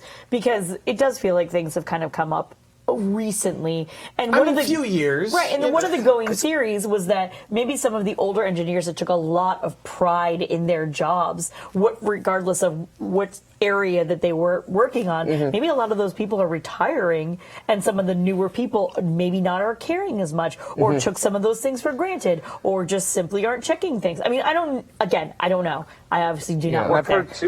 I've heard too that the pay over there is terrible, and that they've had a really hard time bringing in new talent because they can have a better career somewhere else in Russia. And the people that are there are the reason that they're there is because they're passionate. And we keep hearing about, we will find those who are responsible and they will be punished for it, and we kind of never hear about them again. And it always kind of makes you nervous. Like, did they just punish the guy that's been there for 30 years and is the only one who knows how to install that properly? Like, I'm sure they have documentation so that anyone can do it, but I mean, the people that are working there are not being paid well. They're not being paid as well as American engineers, and they're there because of the passion, because they love what they're doing, or at least love the Russian space program. So it makes me very nervous that there's not good incentive to keep the quality and control up, and to bring in new talent, and to have ingenuity. I would argue that if you're passionate, pay doesn't matter as much. Right. I mean, you can use that argument to go either way, to say, like, either they're there because they want to be there and but they're not paid well, so therefore they're not going to do a good job, or they are there because they love it and they're going to do a good job regardless of. Obviously within reason, right? Like you can't pay them nothing. Yeah, and I remember reading an article like 5 years ago about a significant brain drain in Russia's space industry because so many engineers were leaving because they weren't getting paid. They were leaving for the petroleum industry because that's just getting money chucked at every avenue that it possibly can, and that's a serious problem. If you're not paying your people well enough, people are going to go elsewhere wherever they get paid. Passion is great and everything, right. But at the end of the day, money talks. And passion doesn't pay the bills, unfortunately. Yeah, passion, it just doesn't. So, yeah, interesting. Remember, if you don't pay your workers that are building new launch sites, they're going to go on strike, which has happened multiple times at the Vostochny Cosmodrome. Yeah. Yeah. As Stormer in the chat room points out, remember that they still need to do a spacewalk to check out the hole on the Soyuz that is attached to the International Space Station, right? So it was like 1-2 punch on this one. That officially has now been rescheduled for December 11th, as long as that December 3rd flight of the next Soyuz takes off as planned. And they're going to try to rush and do that spacewalk before the time for the expiration date for how much time the Soyuz MS-09 can spend on orbit expires. So they need to investigate that because the crew has to come home before that expiration date. Dang. Yep. Yeah. All right. Well, here's hoping. I'm hoping that this is something that can be fixed. It seems like it's a multi-pronged issue. We'll see. Well, they've got to be under a lot of pressure right now. Mm-hmm. Yeah, I'm sure. Yeah. They're the only people who can bring people to and fro. Right now, yeah. Right? Yeah. So that's got to be a massive amount of pressure, just an incredible amount of stress being placed on them. And you got to remember, too, that that's a customer as well. That's money that's coming in. Yeah. And if that stops, you stop as well. So, yeah. That's crazy. That's something that's worried me quite a bit once commercial crew vehicles come online. Is the Russian space program going to suffer or cut back a lot of their operations because they don't have that NASA customer on Soyuz flights anymore? I mean, we're still going to have like one or two every once in a while, but we're mostly going to be using the commercial crew vehicles once those come online. So it kind of makes me worried for the Russian space program a little bit. What if we need a new... Can't they just sell those NASA seats to like tourists instead? Yeah, anyone other than NASA. Yeah, now. but why would you, if you were a tourist, why would you pay, what is it, 70 million, 80 million? Well, I feel like that was inflated because it was NASA. Well, I mean, cut it in half. It's still more than... I mean, I think it was inflated because they're literally the only ride in town. Well, I mean, NASA astronauts are still going to be flying on Soyuz when commercial crew comes online. And also, international astronauts are going to be flying on commercial crew, even though Soyuz is still going to be flying astronauts. So it's not like there's going to be a hard cutoff.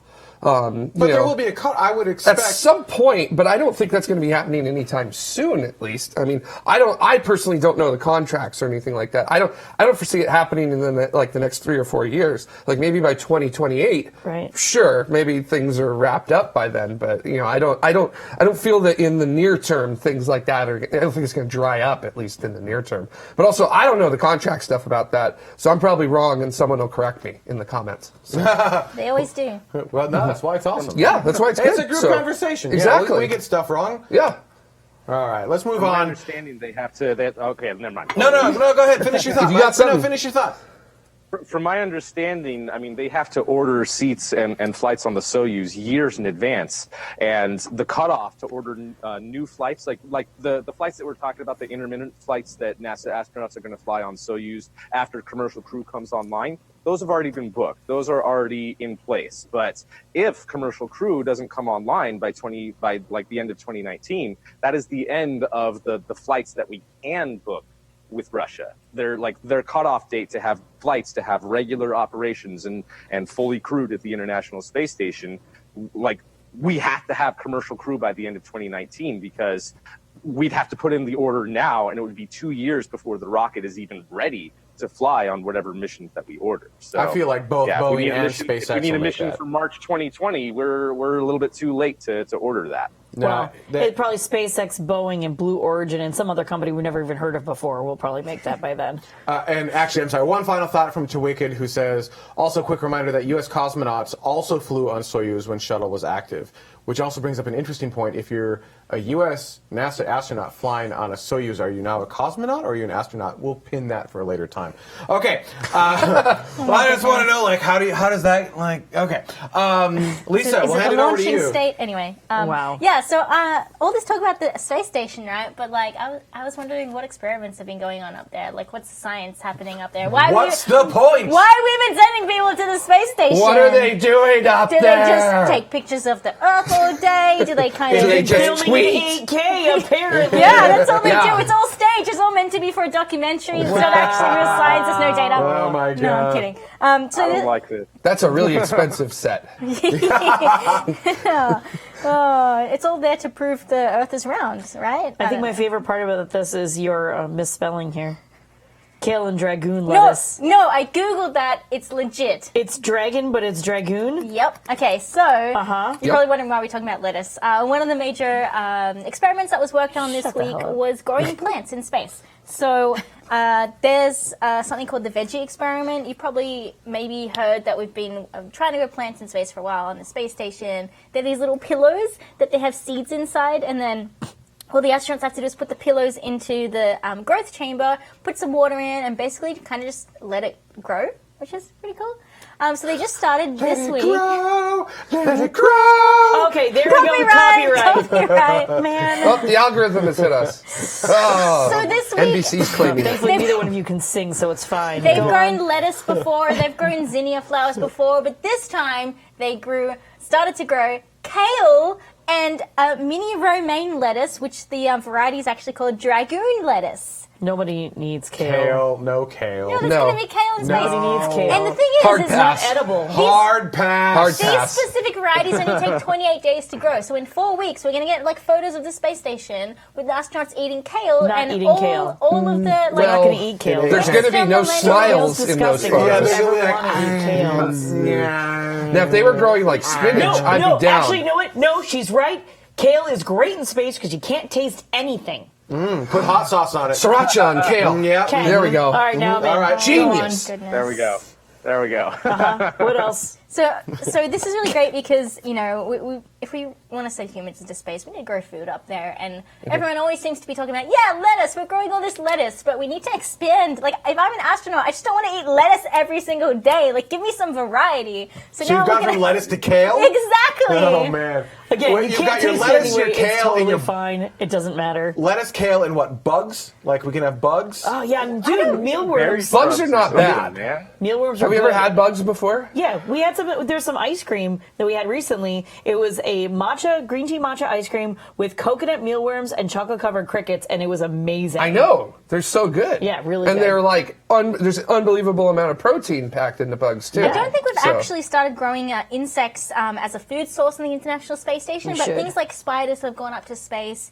I wonder if there's anything done. But we don't eat those spiders. But I We're think supposed to be inspiring the planet to go to space, and if we're like, hey, you can have kale Oh my gosh. and spiders, I don't feel like that's quite the image people want of them in space. I want Kale like and all right, a all right. Don't spider. forget all the ways that space can kill you, like we covered in the last episode. This is true. We're still working on that, by the We're way. just building our variety, There's okay, a community guys? post there. Yeah, all right, cool. What that's, else is there? That's not the only thing they worked on this week. So they started a new mission of the Sally Ride Earth Cam. This is the 26th time that this Earth camera has been used for educational purposes. Is it 8K? I don't think it's 8K. Not yet. Don't like it. But it is Oh, like wow. HD. So anyone in any classroom around the world can sign up to Sally Ride EarthCam. They get control over a web interface of the camera. They get to choose what the camera is going to point at. They get those images downloaded straight to their classroom. And so far, this program has had 37 countries involved and over 20,000 students around the world. That's really cool. And they take pictures like this. This is of Northern Australia. Really beautiful picture. Can't imagine why you picked this one. I mean, I don't know. Where's your house? Yeah, that's weird. Where's your A house? bit south from here. Oh, okay. Just give me crap. Go on. So yeah, if you're in a classroom, if you have kids interested in space, check out Sally Ride EarthCam, and they get to actually control and also learn about what it takes to take a picture from space, right? Because you're moving at you're moving at like 28,163 kilometers per hour. So there's a lot of stuff that goes into that. You don't want it to go blurry, right? What's that in miles per hour, Jared? 17,500. Wow. Hold on, let me get Google real quick. It's EarthCam with a K, EARTHKAM.org, if you're interested. Just to throw a little bit on that, back when the Grail mission from JPL was orbiting around the moon, there were two Sally Ride moon cameras on board of that, and they had the exact same program for students, but in orbit around the moon. That's so cool. And there's some really cool video that they took with those from Grail, skimming a couple kilometers off of the surface of the moon, and it is amazing. And it's like a classroom ordered that. You know, it's just like holy moly, such a cool program that they're doing. So. I think we need to expand this. I think we need to have Mars Cam, Venus Cam. I'd be so on board with that. Tomorrow needs to create little CubeSats that can be remote controlled and send imagers on board that we can send one to each planetary body and Pluto. Yep. Oh wow! I'm going to throw it in the chat room. Yeah, that's incredible. And Ceres, because dwarves are planets too. And Vesta. Yeah, it'd be cool. And just start sending them out and then give classrooms control of them. That's going to be the Tomorrow CubeSat. I've always wanted a project for tomorrow that we could physically build something. Cam? Yeah. That's funny. But that's not all they did this week. They also looked at the biomolecule extraction and sequencing technology, or BEST experiment. Oh, that is a backronym. Of course it is. Such a good experiment. This is looking at bacteria on the space station, right? So you have things growing all around you on station. They disinfect and whatnot, but this experiment is looking at, can you actually identify in real time which bacteria are up there, so you can kind of what's that growing on the panel? Exactly. You can find out what it is. So you know whether this is actually dangerous. We need to preemptively take antibiotics so that we don't get sick. Because get the Lysol kind of thing, right?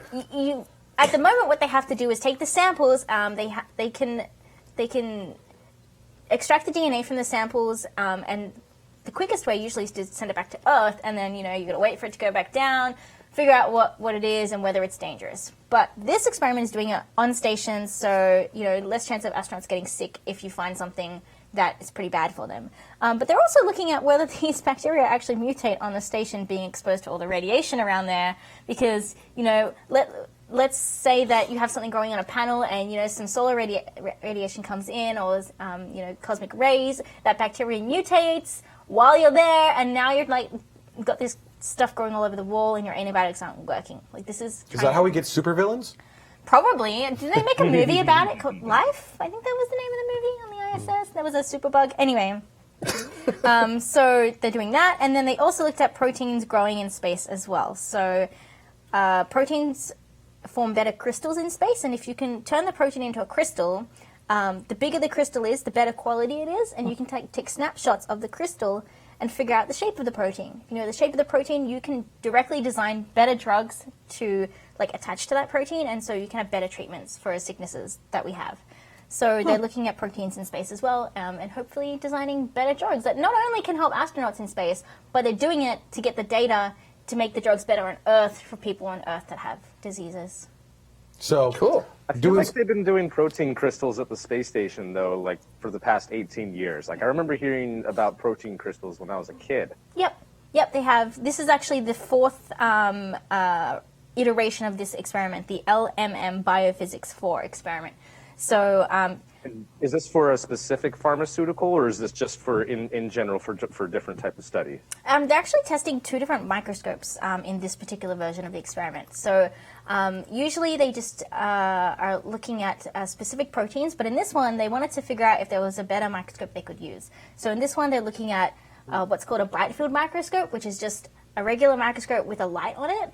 But they're also testing a confocal microscope, which is where you grow the protein crystals, but you actually tack on, kind of like the fish of tomorrow, you tack on a glowing fluorescent protein as a tag, a chemical tag onto this protein. And so it'll glow when you expose it to the right color of light. Like my fish at tomorrow, they have protein, pink and blue proteins within their bodies that if you put a UV light, a black light on the fish tank, they will glow. Same kind of thing, except you're making the protein crystals glow in space with a microscope on it that's shining not just like a regular light, but the exact color of light you need that you tagged the chemical tag onto your proteins with.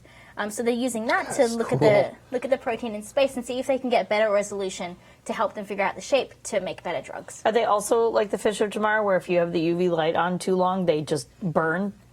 I mean, probably. Okay. Oh, Just double checking. I don't have a UV light on my fish. Just saying. That's They can just get an example. sunburned. We discussed that earlier. All right. So Double checking. I'm fish. in the Hyperloops, hopefully in a pod or where the Hyperloop's not depressurized. Says great ISS science update, and actually that was kind of fun. I like taking some of the science that's being done up there and bringing it back home so that we understand like why we have this $100 billion structure. Yeah. Kind of important because we keep talking about we're doing science on space station, but we never really talk about like why it matters or who cares or what the big deal is. And so bringing some of this stuff home I think is a pretty big deal. There's a little bit less than usual at the moment of science going on because of all the problems we've Because had there's a hole with the crew rotations. So science time has kind of settled down a little bit. Also because this crew was supposed to have left by now. Right. So they always get training on all the different experiments up there, but if you're not expecting to be running this particular experiment, like you don't get as much training on it. Whereas the guys that were supposed to already be up there by now have more in-depth training on the specific experiments that are scheduled in the timeline for now. Right. I'm getting a low battery alert on our hologram. It's saying that we're having a problem with him. So we're going to have to go through the next story a little bit quickly. Yeah. which I can do. So we'll do that, and then we're going to go to break after that, and then we're probably going to lose our hologram because I think we're going to lose the battery, and then we're going to, due to orbital mechanics, we won't be able to get a signal from him at that point. That's how that works. Yeah. So Jared, It's starting to 10%, I think. It's up 9% now. You going fast. go. All right, let's go to the Southern Hemisphere. Ready? Oh, yay! Because we're going to go to the upside down. I mean, Yes. I am later today, but sure. a little bit upside down. We're going to go to the European Southern Observatory's aptly named Very Large Telescope, which is a collection of 4 8.2 meter telescopes. No clue what that is in feet. These are some of the largest telescopes in the Southern Hemisphere, and they are used by a multitude of scientists. And there is a very cool instrument there called gravity, which has this sort of excellent-looking vessel with a whole bunch of stuff going into it, and that is essentially piping the light from those 4 8.2 meter telescopes in to generate what's called an interferometer. That's basically combine all the light, and it makes it like one very big telescope. So it makes it the equivalent of a 200 meter telescope. So a big old honking thing. Gravity, not an acronym, not a backronym. They just call it gravity. Just gravity is a good name. Yeah, it sounds cool. So they aimed it at the center of the Milky Way to look at a object that we know is there called Sagittarius A star. Now, this object is thought to have been a supermassive black hole that has about 4 million times the mass of our sun, so about 4 million solar masses. This is a little clip here that is observations of a star called S2, which is that star that's moving very, very quickly in the center of the screen there. It's the closest orbiting star to Sagittarius A star. It comes within 17 light hours of what would be the event horizon of Sagittarius A star, and that orbital period is 16 years. So in this image, we're actually seeing 20 years worth of data. And this is so cool because you can see the point when adaptive optics becomes a thing because the fuzz becomes very sharp. So see, it's just so cool to see that. Here we are, and then adaptive optics. So it's just so cool to see that. This is a collection of data not just from the Very Large Telescope, but from telescopes that we've been observing this for decades? Yeah, so this would be even from the Keck telescope back in the 90s when they were working with that. So, with the team from, I think it was the Nuker team from UCLA, which was basically which basically looked at the entire astronomical world and said, screw you guys, we're going to go find some black holes. And they did. So, and they basically proved that they do actually exist. But you used gravity in order to actually look at really small, minute areas. And they were able to find this material that was dropping into very close to the event horizon. Not quite crossing it, but close enough that it would speed up to about 30% of the speed of light. It would get so hot that it would flare in the infrared wavelengths. And they were able to take a look at it. And basically, what this does is this provides direct evidence that, yep, there is a supermassive black hole there. Not that we had a lot of doubt about that, because you don't get a star like S2 moving at hypervelocity speeds like it is around a dark source without it being a black hole. But this was just basically like, yep, proving once and for all, indisputable evidence. Bam! There is your black hole right there. So really cool stuff. Seeing this super zoom into the center of our galaxy. Zooming and enhance. And then taking a look at that incredible data again. Even sharper, kind of showing it there with the difference between the original data without adaptive optics and then getting the adaptive optics data. And kind of watching it slow there and then coming in even closer. Zoom, enhance. And now we're actually looking at the orbit of S2 as it comes in extremely close to where Sagittarius A star, that supermassive black hole, would be at, and tracking it, and then sort of a simulated view of what the infrared flare would look like as it approaches the event horizon there, and then kind of works its way around. I don't want to be there. No, I don't think a lot of people would want to be there, honestly. Maybe some folks I know at UCLA would, but not any of us here probably on the set. But there you go, black hole confirmed.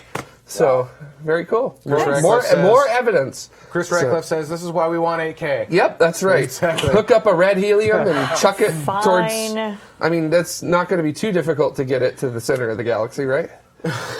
Nah, it'll be fine. Piece of cake. Throw it. All right, the hologram's battery is on critical, so before we go into break, I did want to say thank you to all the citizens of tomorrow who helped to make this segment happen. These are people who contributed $10 or more to the episode. And again, your contributions to the show help make us do this week after week. We want to do things like we want to do more episodes. We want to be able to do more science. We actually want to bring on Lisa full-time if we can. We want to do a lot of really great things with the show. And in order to do that, we need cash money, yo. And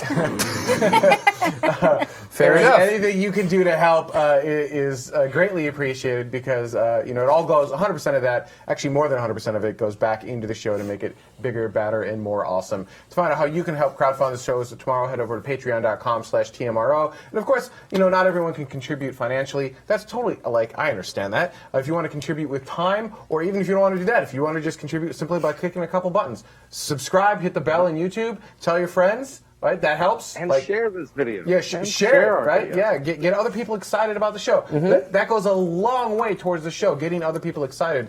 And then, again, if you've got talents, they were mocking me for saying cooking, but I'm sure we can find a way.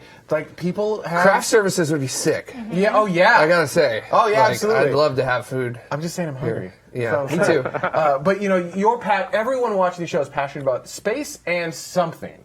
Whatever that and something is, whatever you're just really good at, let us know. Let's do something cool, all right? All right. On that note, we're going to take a quick break, and when we come back, we're going to have comments from our on-demand community. So stay tuned. We'll be right back. We've always looked to the stars. They guide us, give us comfort, help us find our way. We see ourselves out there. When we look up, it inspires us. And we long for something we don't yet know. We yearn to go there. So, we venture forth. We choose to go to the moon in this decade and do the other things, not because they are easy, but because they are hard. Because that goal will serve to organize and measure the best of our energies and skills. Tranquility Base here. The Eagle has landed. It's one small step for man, one The exploration of space will go ahead, whether we join in it or not. Many think we stopped exploring. But we know our journey didn't end. We've only just begun.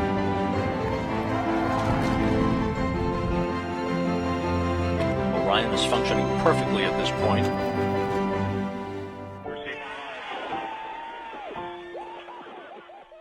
Come with us and explore tomorrow.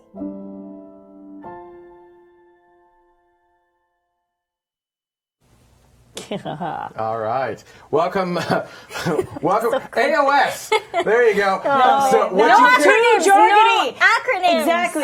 acquisition of signal. All right. Fine. Yeah, I'm allowed to say that. Bermuda online. What you don't realize, and what I had forgotten, is that the show has automation built into it. Yes. And so our director Dutta was out here because Yeah, you were freaking out. Yeah, I was giving him time cues. And blah blah blah. This He is doesn't ending. need them. He doesn't need them because the system automatically came back to us and unmuted our microphones when the clip was done. So he's out here nonchalantly readjusting the cameras, and I'm like, "You have 3 seconds to get back to the engineer. Like, you're not gonna make it." And I hear the mics kick in, and then I see the thing come back. I'm like, I need to be back on air now. Yeah, I wasn't worried. He wasn't worried at all, and I'm over here freaking out. All right, Capcom. Do you even do the show? Apparently not. No. Apparently not. No. So last week was 11.42. Hashtag Space Brains. Space Brains. Can't see you do it. Space brains.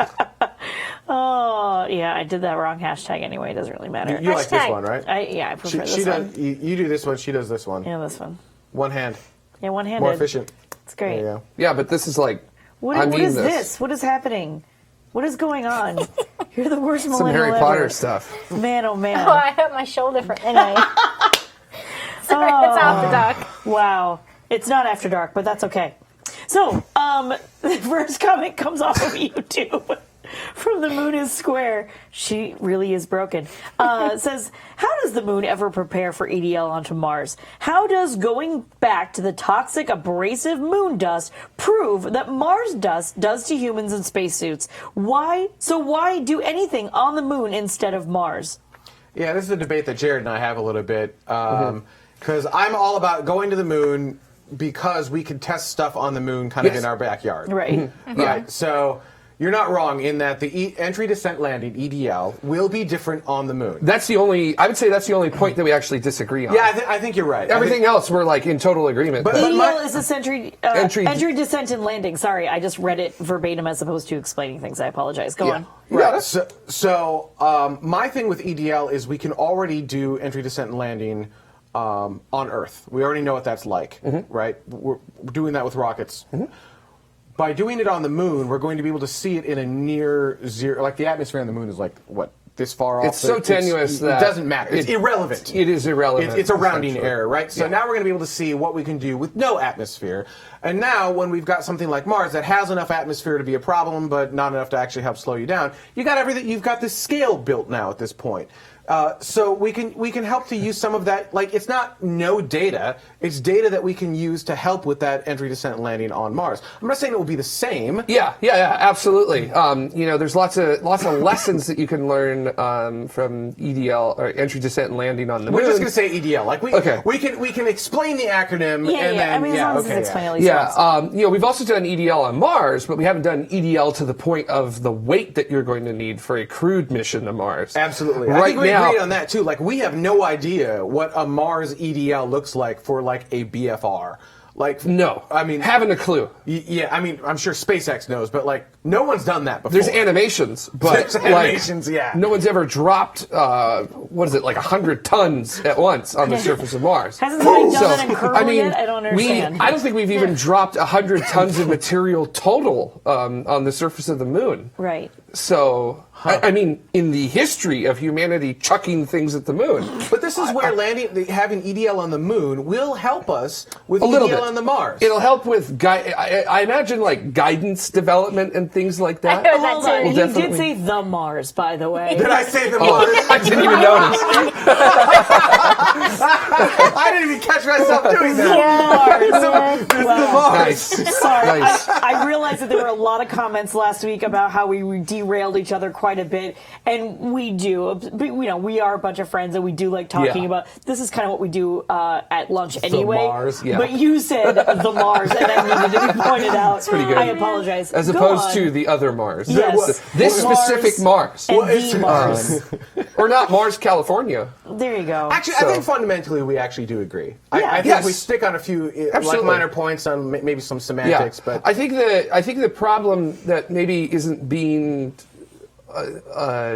understood is that with EDL on Mars, especially if you're doing a crewed mission and you've already sent supplies before it, you have to do an extremely precise EDL on that, and it's very difficult to do that when you don't know what the atmosphere is going to be like between hitting the top of it and landing where you need to.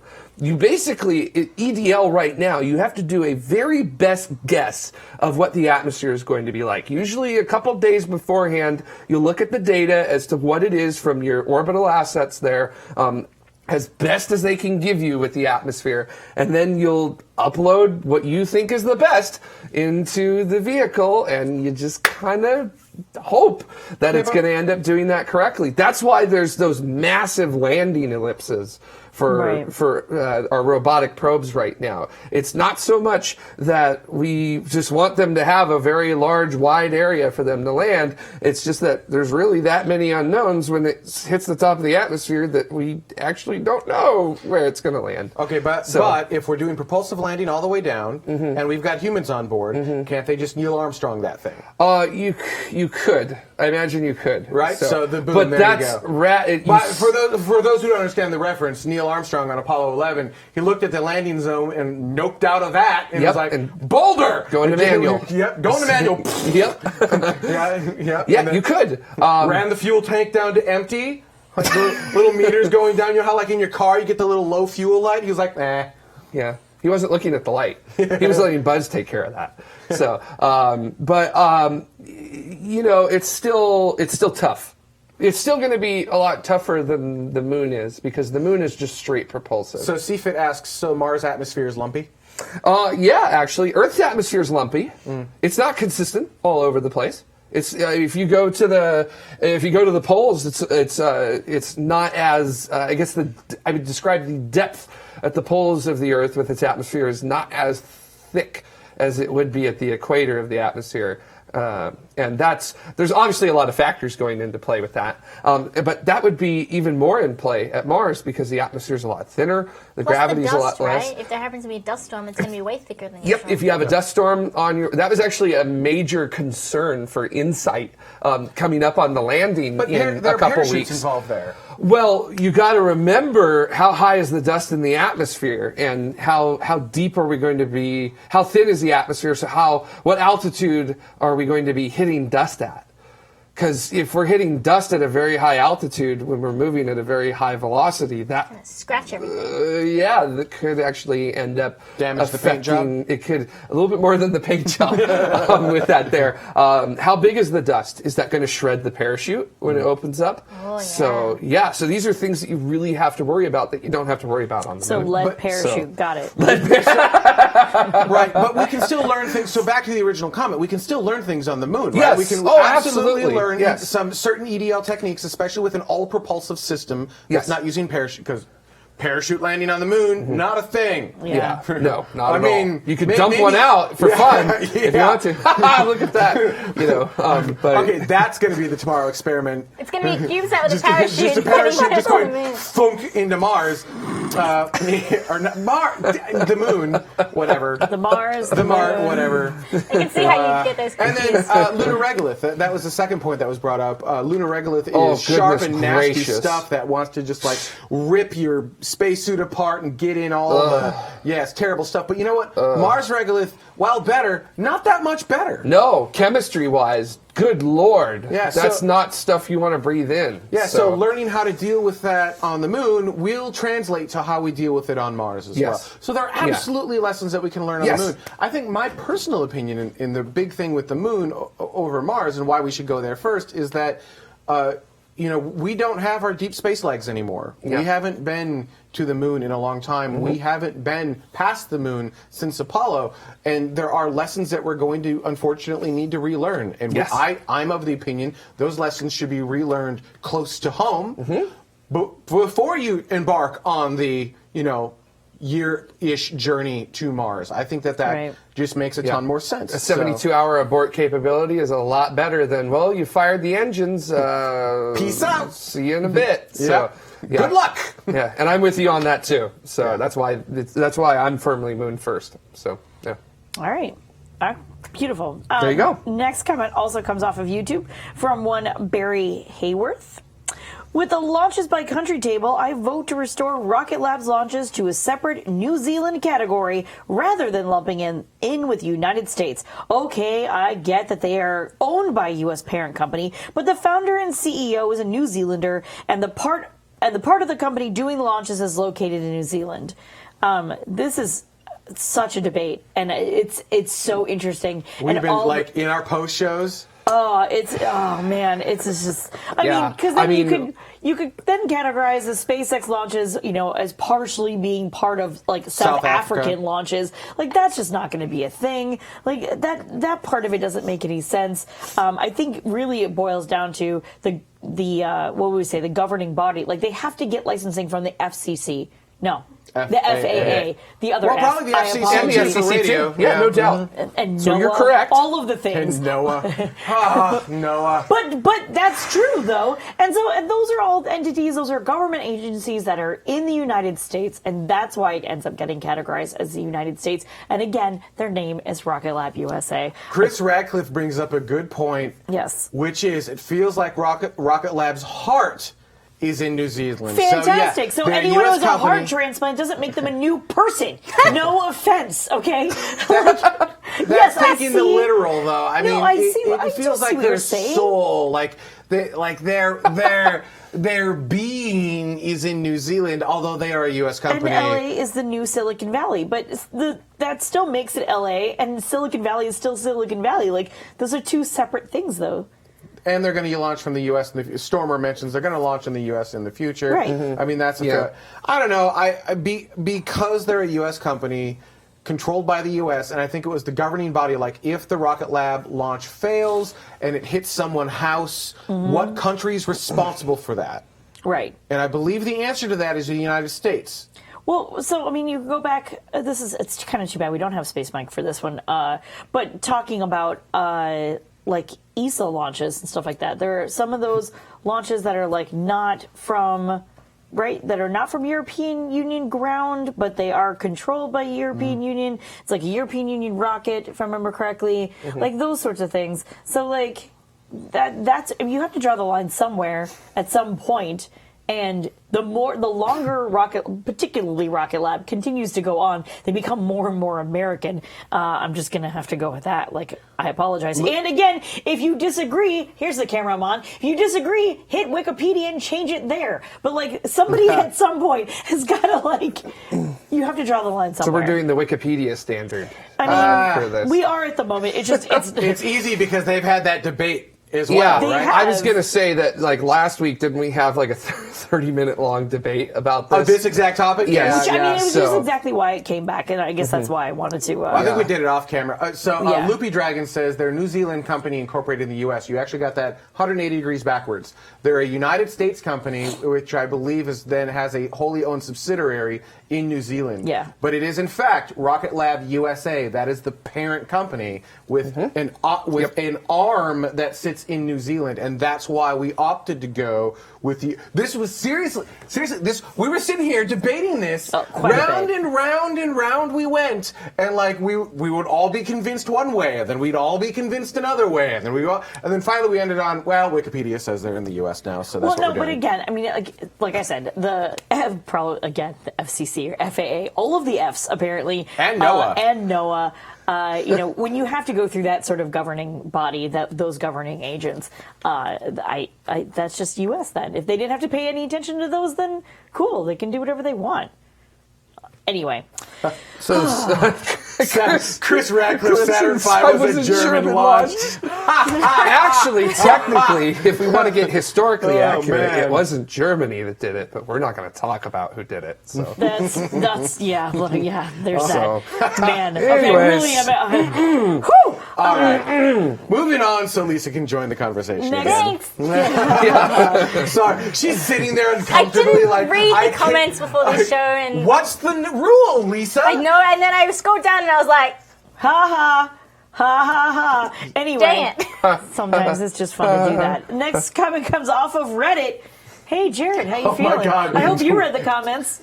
No? Wicked. All right. I did read the comments. Wow. Oh, Jesus, to Wicked. Oh, my God. Hang on 1 second. Can I say that on air? No, I would not. Don't say that on air. Holy This is why you watch live, and this is why you hang out with us in the chat room. Goodness. Let's just say that. That is, no. Right. So, next comment comes off of Reddit from one Aerospiked, assuming again that Aerospiked is still watching the show. Maybe not. I mean, maybe not. Aerospiked is very upset with us, and I will argue, rightfully so. And there's Jared dissing on Reddit again for the second time in After Dark. No wonder this place is so popular. Talking about Reddit and how we have like no one on Reddit. Actually, this is actually not Jared's fault. This is my fault. I started the trend, and I was wrong. And so I know whatever the rule is, Ben is always wrong. Ha ha ha ha. But no, really, in this case. So what happened was, I work for Company X, and I actually use /r/SpaceX as a very valuable resource when Company X is in the middle of webcasts to understand, are things working? Are people enjoying this? Like, what can we do better? What can we do different? I thought it important to kind of listen to the community of people who are excited about this stuff and get their feedback. And then they realized very quickly that I worked at Company X. I didn't really hide it. You can't. I still don't, right? I mean, I'll say Company X, but you all know who it is.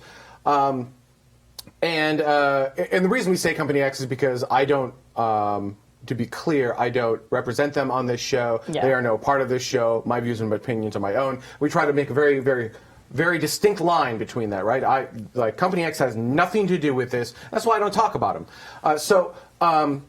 Needless to say, X-Core. Right, exactly. There are a lot of X's in aerospace. Obviously. So, yeah, exactly. So, needless to say, started landing boosters. We have blackout zones, or periods where this radio signal won't make it down. We can't penetrate, and so the thing you want to see, you don't get to see. Yeah, plasma.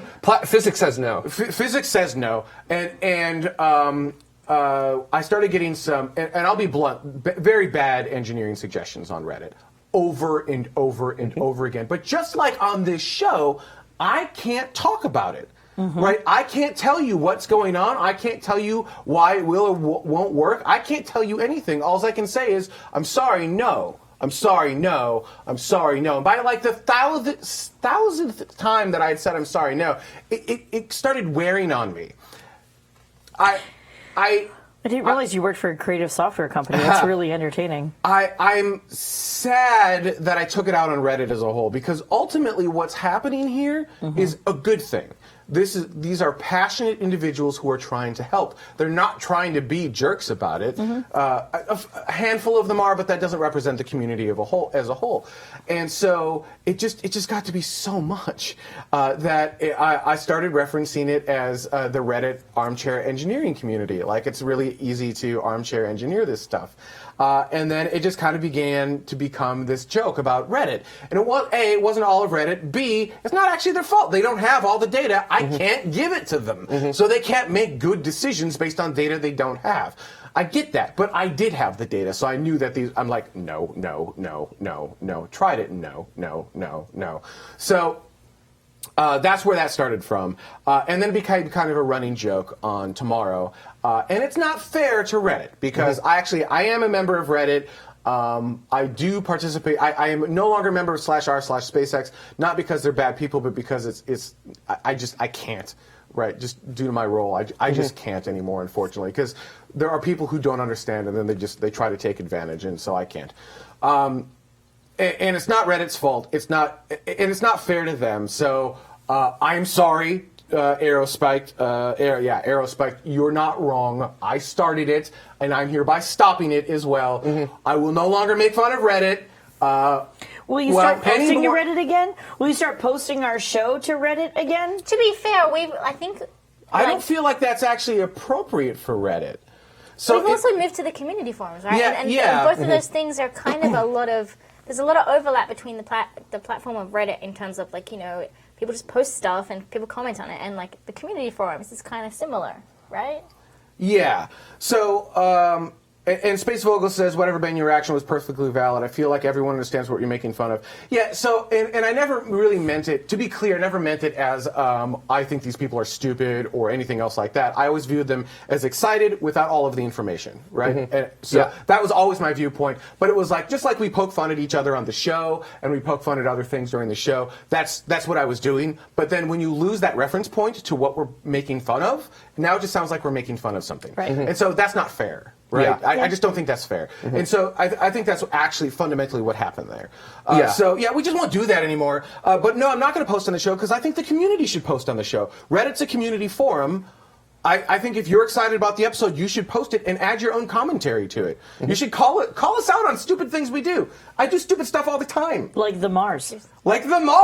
Yeah, I feel like this episode should be titled "The Mars." Hashtag the Mars.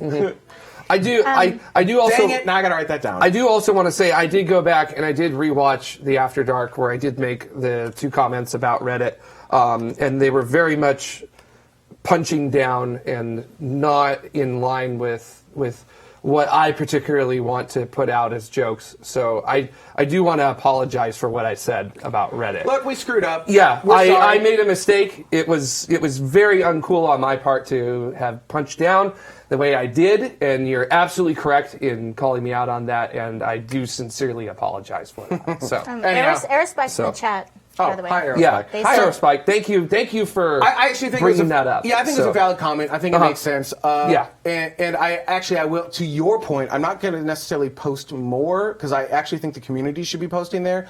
I won't be posting the shows. I think the community should do that with their own comments, but I will be posting there more. And I found it obviously by going there. Yeah. Right. Understood. And I'm going to work on the I'm going to work on the Patreon integration into Reddit. We're going to do some stuff there, I think. But yeah, I do spend more of my time on the community forums because I think for a show like us, that's a better format. That's a better. It works better for something like what we're trying to do because you can search for. It's just. I think it's better for us. Anyhow, there you go. Yeah. We spent too much time on that. I'm sorry. Yeah. Sorry. All right.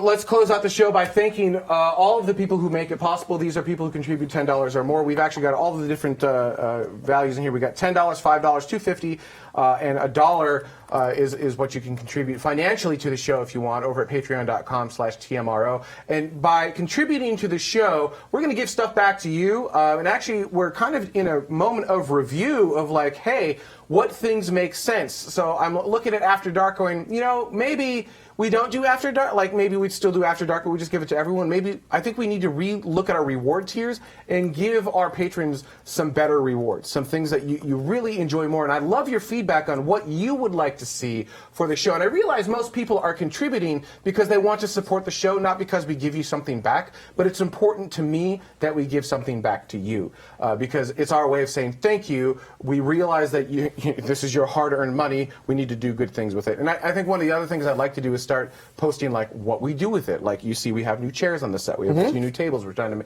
make stuff look nice. I'm looking at getting new lights over here. Looking at adding more cameras. We're looking at Dada half knows this, but I'm looking at adding more to the set. I mean, there's a whole bunch of stuff that we actually want to do to enhance and grow the show, and that all takes money. So your contributions help us a great deal. And I want to thank every single person on all of those lists for making that happen. To find out how you can contribute, patreon.com/TMRO. And as we keep saying, like and subscribe. Like us on Facebook. We're actually trying to post the final shows on Facebook. So go to our Facebook page. You can consume the show there. You can also watch it. I think you can still watch it on Twitter through Periscope. But then also subscribe to all of these different things. Those counts, those subscriber counts, go a long way towards us being able to do things. The fact that we're over 25,000 yes, subscribers now has opened up some doors with YouTube that will help us to do some cool things. So once we hit 100,000, more doors open. Did you want to say something? No, I'm just really excited that we now have this opportunity to go through this YouTube program and, potentially make the show better because we have enough subscribers to make ourselves look legit in the eyes of other, companies. We don't really care how many subscribers we have. We kind of do, but that's not the most important thing. It's a for good us. ego number, but as I always say, I prefer to have quality people over quantity of people. I want to make sure the community is awesome as opposed to having just a large community of awful. If that makes sense. And it's been amazing that is what we have. We have a quality community amongst Tomorrow. And it's just like, holy moly. Shining beacon that is unheard of on the internet. Yep. So, and I want to make sure we maintain that with good growth. Yes. Right. So 25,000 to open up some doors for us. 100,000 is going to open up more doors, and 1 million. Once we hit 1 million, all doors are open at that point. And I do believe we can hit those numbers. And I believe we can hit those numbers and maintain a quality community. And we can do it with your help. So part of that is financial. So we're using that for advertising the show. Part of that is time, going out there, posting it on social media. And part of that is simply you subscribing to the show. All right. I've harped on that for long enough. I think next week is going to be another. We're kind of changing out the format. We're trying it. We tweaked it a little bit this week. Let me know what you thought of the format tweak this week. Did you like it a little bit more? I kind of liked having the guest on last week. I don't know. I feel like we need to maybe have always a guest, someone in studio. Sure. They don't have to be big in the industry, but like someone new, a new face. I felt like that was kind of fun. Yeah. Not that I didn't like you guys, but I don't know. So leave your comments. On that note, we're gonna call a close to this. After Dark is up next, and today is a doubleheader, so science is after that. Thanks so much for watching. See y'all.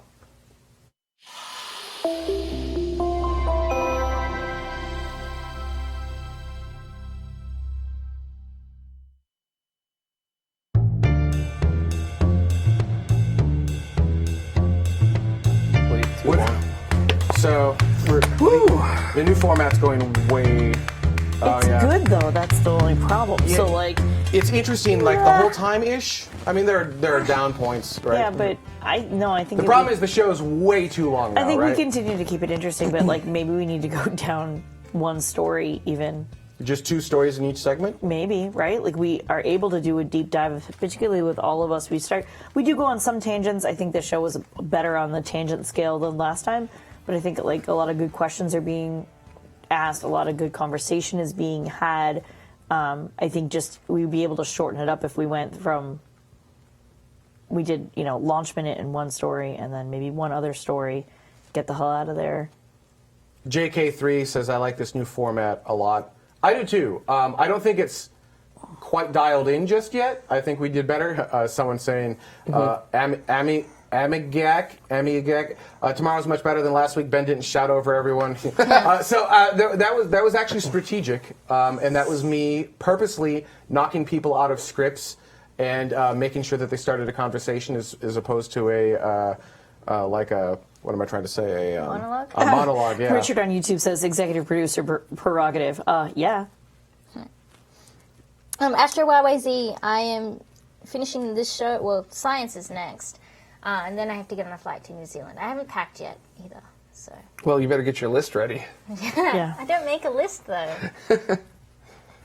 And how many times have you forgotten things? I didn't forget anything on my last trip there. You also didn't pack right after the show last time.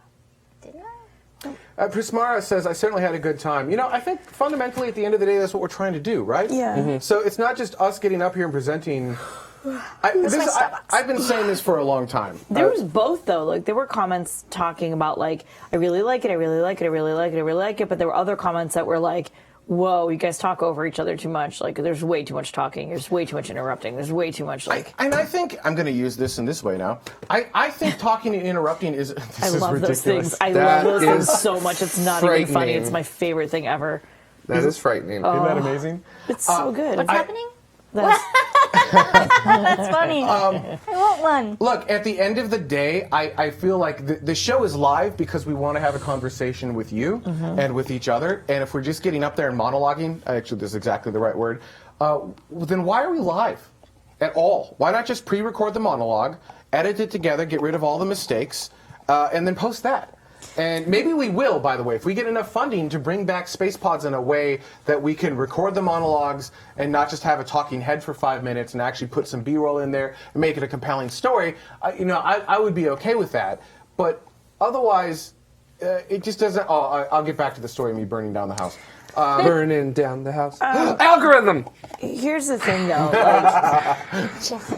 The nice thing is that, like, if we're not presenting it as news in a newsy way, if that makes any sense, then it doesn't have to be whatever the latest thing is. Yeah, and I don't think we were across the board. Like, we didn't have whatever the latest thing is. We had a little bit of that. I mean, a little bit. I think I like it. But I think that's what some people like watch these for, is like for whatever the latest news is. I mean, a handful of people, but like if you're looking at for the latest news, just go on to Space News and NASA Space Flight. They're going to have this stuff way faster than us. I suppose. Gary Burgess on YouTube says, I can't hit it. Good format. It's like I'm sitting around the set with you. Yeah, that's what I want. Yeah. I want We're you to having be part of this. a fireside space chat. Yeah, but without the fire, because... Oh, sorry. Soon, man. Too soon. Sorry. Too soon. Yeah, seriously, too soon, man. Sorry. Oh, She that was terrifying. triggered. So, let's talk about how I almost burned down the house. Burning Yeah. down the The house. thing was, I was like, man, I feel like it smells weird, but like, I was like, I'm sure it's fine. Yeah, no, it's not Okay, well, weird. that's your fault then. Yeah, it was not fine. So, That's totally 1,000% your fault. When do I ever assume the house is like smelling like burning plastic because it's on fire? Because when you smell burning plastic, you should assume plastic is burning. and What's it was. wrong with you? In fact, a 50 amp circuit had failed and was still... Oh, jeez. Yeah, 50 amps. That's a few amps. At 2... You can't even run a vacuum 240. cleaner with 50 amps. It was a 240 50 amp circuit that had failed. All It's right, done a we're going to point run this like news. I don't know what any of those freaking things mean. Okay, a whole lot of energy. I know, I get that. I'm not stupid. But like Enough you to- keep saying like such and such volts and such amps. I honestly, I don't know just what the say it's hell like- the difference are between amps and volts. I couldn't tell you to save my life. I don't know what the conversion is on that. You use big numbers. I'm like, cool, big number must mean bigger thing. But I know that's not always true because of interlaced and progressive. Thank you so much for getting in my stupid head about that kind of crap. Like, cool. Is it like big 4 things times the energy of a regular? I'm gonna... like that's the part that I don't understand. What's amps to miles per hour? Sincerely, because that might actually help me. How about this? The power supply, the big power supply, is 65 watts for the computer that you have, right? 65 watts. Okay. Right? If I did this math right, that breaker is 11,000 watts. Wait, you said That's oh a my lot. God, what? 11,000 watts Okay, of power. so there's watts, there's amps, and there's volts, and Yes. I don't understand the difference between the three of those things. So, I don't need to know all of those things. What happened was, yes, we have a Tesla. Yes, we plug it in at home. Yes, we've had a Tesla for 4 years, and we plugged that one in at home, and that seemed perfectly fine. We didn't always plug it in at home because we don't need to, because thankfully, at the company that shall not be named, one of the many companies around here that shall not be named, we can plug it in at work. So, cool. So we don't always do that. We got a new car that we do plug in at home, sometimes, actually more times than not, and all of a sudden, it would stop charging in the middle of the night, and I didn't know why. And honestly, I don't care. Not my car. His car. Because... long story, it's a totally different story. We won't get into that. Anyway, so sometimes I would wake up in the morning and be like, your car wasn't charging. And I'm like, I don't really care. Not my car. And then I would go to work and like not think anything of it. Except that there was one night we plugged the thing in and I went to the bathroom and thankfully my handy dandy first world problem watch said, hey, by the way, your first world problem car stopped charging. And I was like, okay, that's way sooner than normal, but okay. And I was like, hey, guess what? Your stupid car's not charging. I'm like, fine, I'll go check on it. So, I'm so glad you went to check. And P.S. We live in a row home. For those of you who don't understand this, it's like we are in the middle unit house that's 3 stories with our garage on the first story and 1 bedroom on the first story that, you know, may or may not hold a triggered millennial. There's a second story that is like living room kind of stuff, living kitchen kind of whatever. And then there's the third story that's the 2 bedrooms on top. There's that. But we're in a building, a huge complex that has like 5 or 6 other houses that are like that, you know, 3 stories, whatever, but then like 5 or 6 deep. So we're like right in the middle of the thing. So goes from the top story and slowly making his way down to the bottom story, which you could smell burning plastic. Also, by that point, I was already like delicious, pretty much asleep. So right. I don't feel like that's an I excuse. I too sleep through fires. I was in bed trying to sleep. So and then I hear like all these rumbling noises and like garage door opening, and I'm like, what the?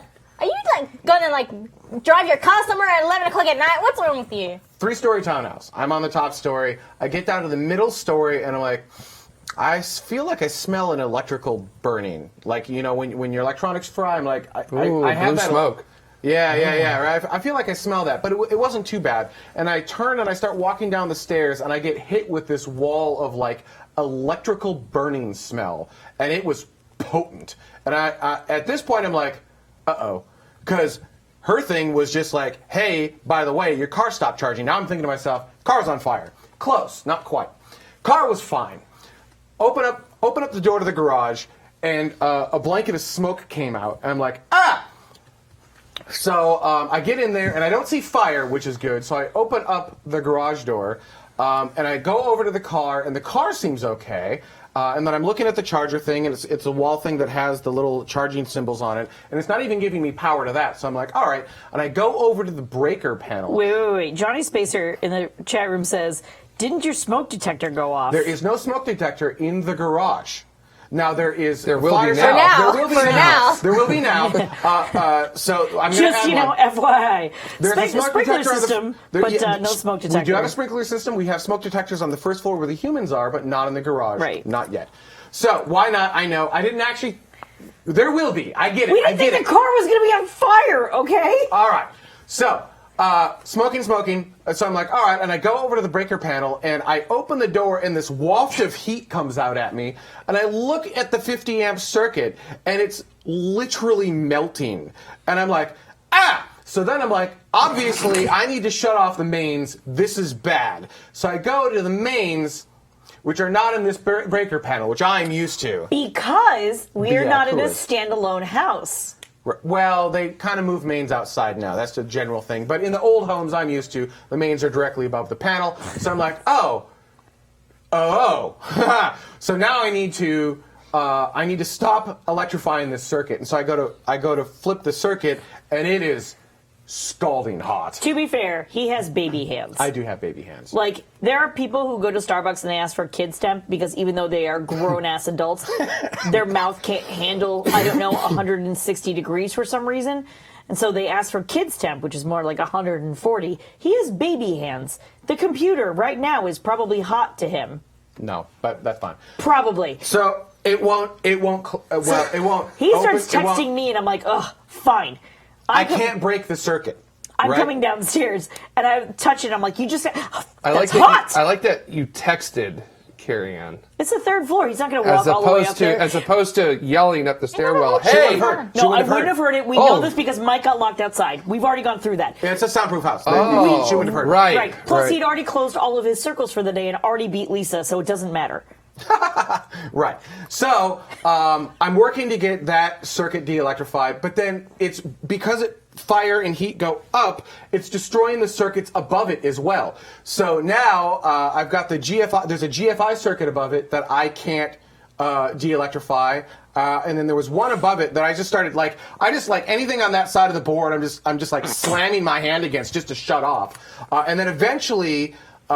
It cooled down enough where I was able to get the GFI circuit off, and then I was finally able to get the 50 amp circuit over, and they pulled it. You know what? Hang on. Let me see if I can add these.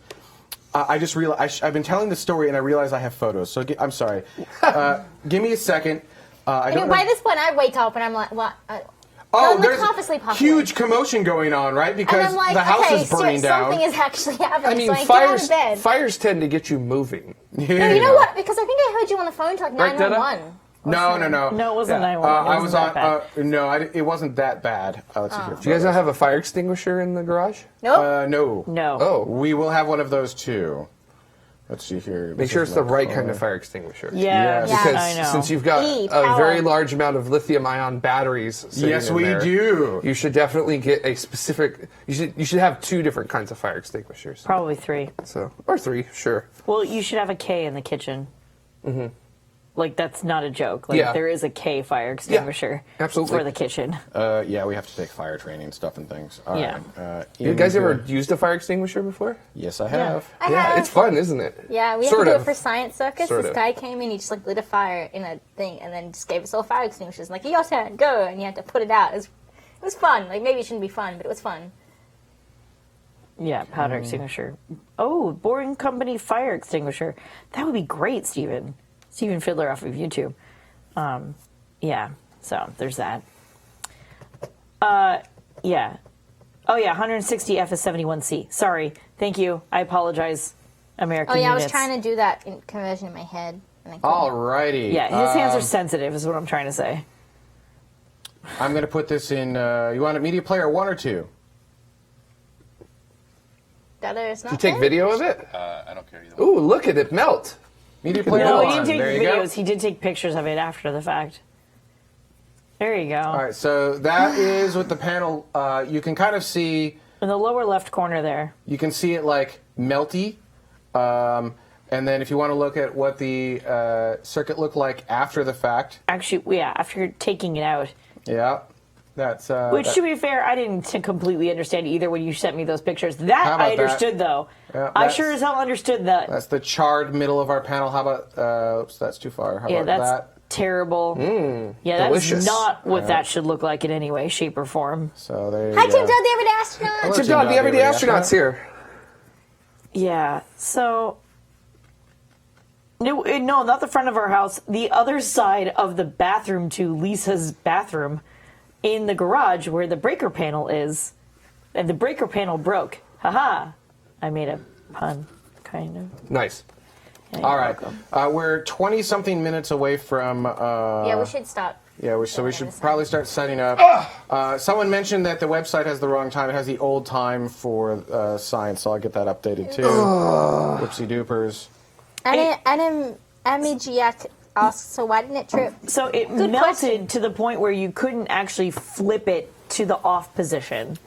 It failed. It should have. It should have tripped. It should have tripped and it failed. Fundamentally, that's the scary problem there. Everyday Astronaut. Basically, what happened was the car stopped charging. We didn't understand why. Ben went downstairs because he smelled plastic burning, and Lisa decided to not check it out, even though triggered. Hashtag triggered. I apologize.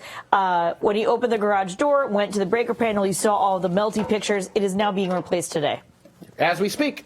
There you go. Is that a good enough of a recap? I'm overcompensating its replacement too. I'm doing instead of a 40 amp circuit for the EV, we're putting a 100 amp circuit in. The mains into the unit are being upgraded by an additional 75 amps. It is the Carrie Ann show. Yes, holy hell, that is scary.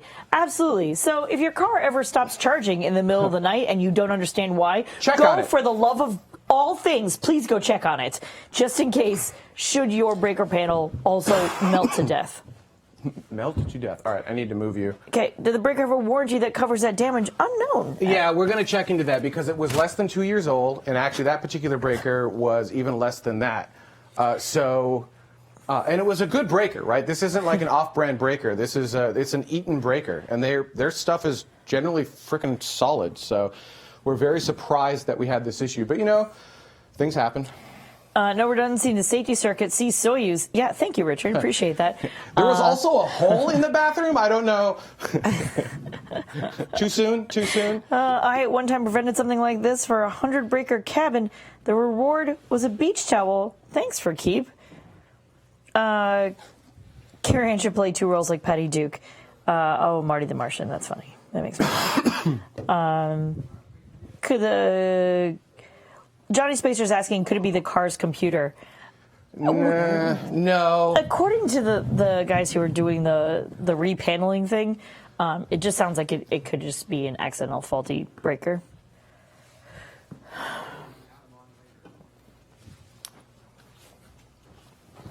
Not yet.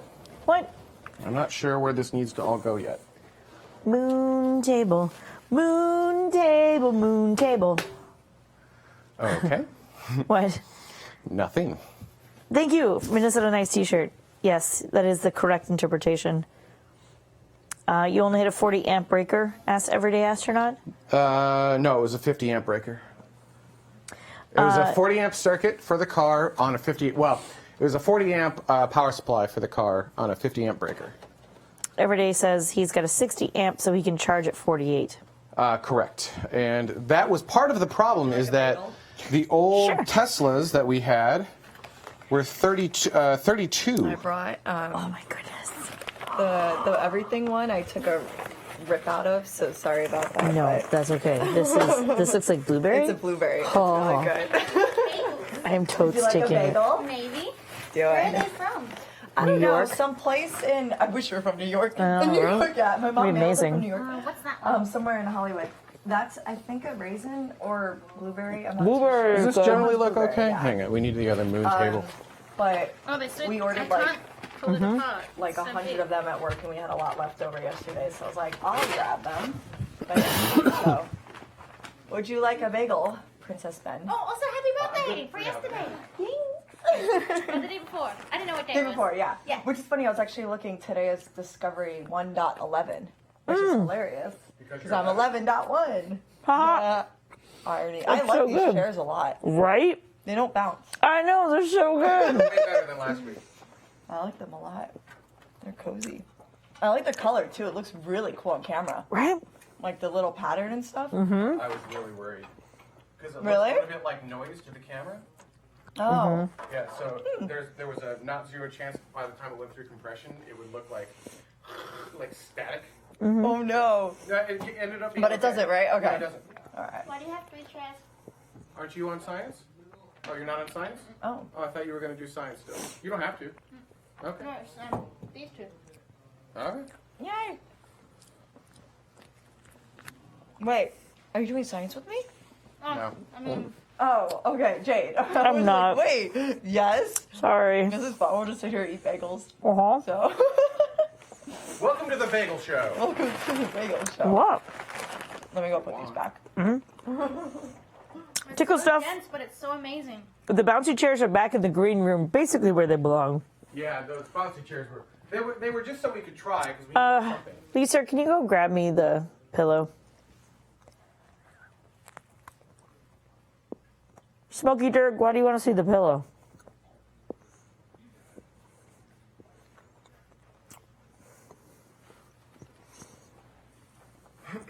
This pillow?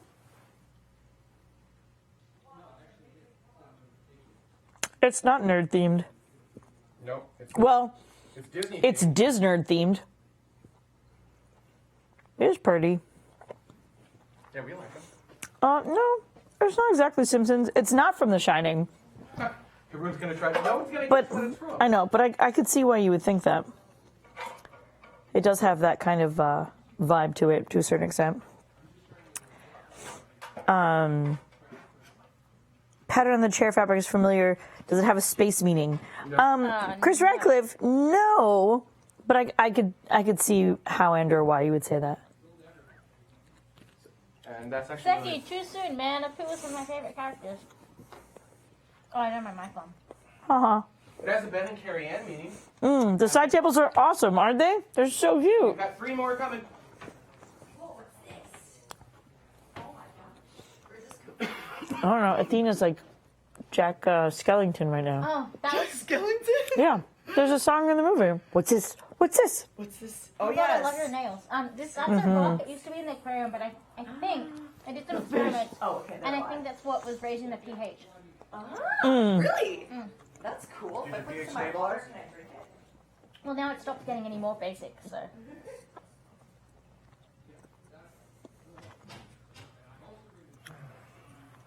Yeah, Chris Radcliffe, completely understand. But no, West Elm just makes it in this pattern. Just so happens to be. But I do 1,000% totally not see what you're saying in any way, shape, or form, because I definitely have not seen any of that and wouldn't ever. I would have no way to do that. What did he say? Huh. Definitely one that I'd pick because redacted is what he said.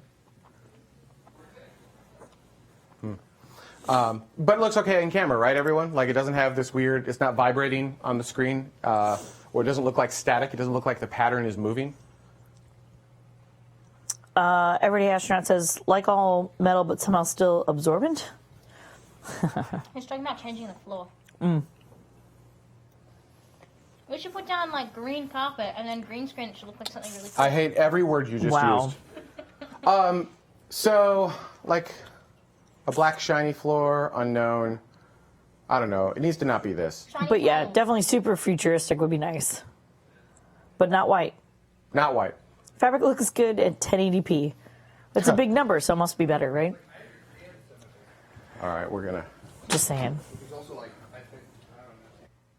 Bathroom smells amazing, by the way. Yay! I love that thing. Is that from Bath and Body Works? No. Really? Yeah, just Target Boutique. Target. I noticed the Target bag in the green room with the giant. Oh, yeah. I was like, look like someone at the Target. Yeah, oh my goodness, totes. Thank you for the bagels. Those are Oh, yeah. Dude, right. I'm glad you like them. I'll tell my boss. Like I want to. Anti-grav. I forgot. When I started eating it, I was like, this is so good. I don't want to stop. I know you like it. Yay. Well, there's definitely more in there. Yay. Otherwise, Sorry, I I would have realized just I'm in thrown a them all chat. out. It's all good. Yeah, somebody was asking about it, whether or not it was a phase 2, phase 3. Honestly, Space Ager, I don't know. Alright. Hello. Oh, this is looking professional. so cute. Here, Miss JD, have a seat. Dude, Forever 21. Forever 21 has a bunch of NASA stuff right now. Well, my friend got it for me, but yeah.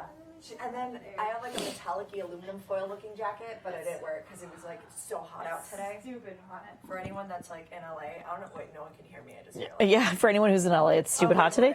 Is it stupid hot today? I guess that's possible. Well, I'll just sit here and do this. Ben is going to love that both of you are wearing white, so that's going to be hilarious. Right, we never wear white. Well, I'm wearing red underneath. Yeah. No, I mean, it's cute. Half. Nah, I think it's fine. I mean, it doesn't look like it's blending it too much. Nah, I think you're good. Okay. Yeah. Are the chairs going to be okay? I know you two are both tall. Yeah, I think it's great. Okay, Yeah, good. Sit like this. Like, Yeah. hey, how's it going? Okay. Like, Nice. I need your microphone, pretty please. Oh, mine? Yeah. All right. Athena. Oh. Athena is Capcom. All right, kids. It's been nice chatting. Oh, it may be. I thought it was. Wait, are you Capcom? I thought you were Capcom. Or are you Capcom? Or am I? Well, either way, somebody needs Capcom mic, All right, so. someone say goodbye to After Dark. Bye.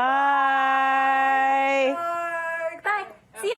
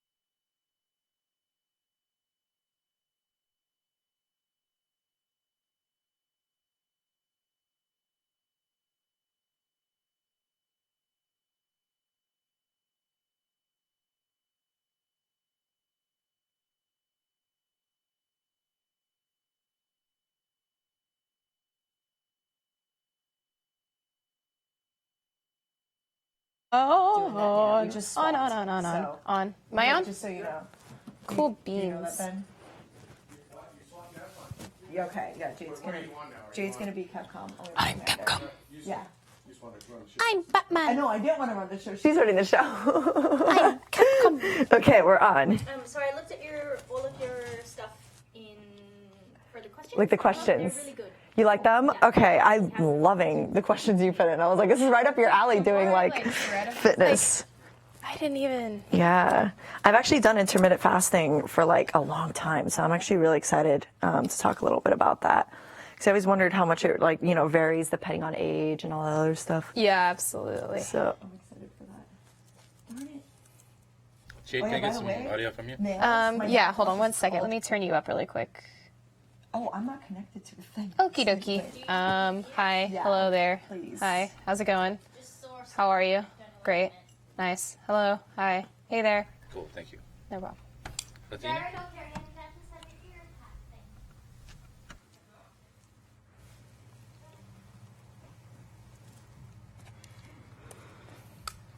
Darn it.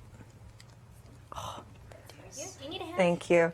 Yeah, are you able to do it? I don't know why I can't. Because the fringes on the shorts are. Oh yeah, that makes it It's like really easy to difficult. do. Right, I think just breaking it down. Thank you. By the way, these are called unicorn nails. They're By the way, Aw. I meant to send you a picture of it. I was like, Are those unicorn. press-on? No, it's my real. Oh, It's nice. just gels. That's why, because that one stop broke. it. That's so cute. Yeah, but they had so many options. I was like, I spent a good 35 minutes trying to figure out which one I wanted to use for my Halloween costume. Halloween. I'm gonna shove this cable. Okay, Walter. Longa. Walter. Thank you. No. Oh my goodness. There we go. Okay. Smells Do I like need to do a mic coconut. check or anything? Or am I good? Oh wait, no, you're right there. You guys have 3 images Sweet. Awesome. from the guest. Yeah. Just like him in a lab with like a pipette. Perfect. Awesome. Awesome. Right, because I was texting you about that in Rundown and Discord. Sweet. So you ready to fly out? I haven't packed yet. Oh no. Fine. Yeah. Plenty of time. I My mean, flight's not till are you 10. gonna? Oh, okay. How are you gonna be going long or no? All depends on. Oh, so you might have to getting pack away. like Well, I mean, a good the amount launch of window is stuff. not just one day, right? It's a month. Right. Right. Oh man. I mean, I'm hoping to be back by Thanksgiving. Yeah, I hope so too. That would be nice. I have no plans for Thanksgiving. I usually just volunteer on Thanksgiving somewhere. Yeah. Yeah. I feel you. This is gonna be your first Thanksgiving here? Oh, really? That's awesome. It's exciting. Does that mean it's going to be your first Black Friday? Oh snap. Hide. Oh snap. I actually feel like Black Friday's kind of just been taken over by like Cyber Monday. You know, I feel like no one really goes to stores at 4 o'clock in the morning and like tries to actually wait till they open. But I don't know. I guess, I don't know. I may buy into the hype this year. Maybe it's Sephora, because I only recently started, because I'm the cheapest person I know, so I buy like everything from the drugstore. But same. I get everything from Elf. Yeah, for makeup. Exactly. So I subscribe to Ipsy though, and they send you samples of like higher end things, Yeah. and I'm like, this is what I've been missing. Wow. It's a reason this stuff's more expensive. It works better. That's so cool. I actually never tried Ipsy or anything. I've actually never done a subscription box or anything. I thought it was so like such a waste of money, but my best friends get it, and I was jealous because every month they would look forward to like, oh, what'd you get this month? So I signed up, and I love it. I love it so hard. Nice.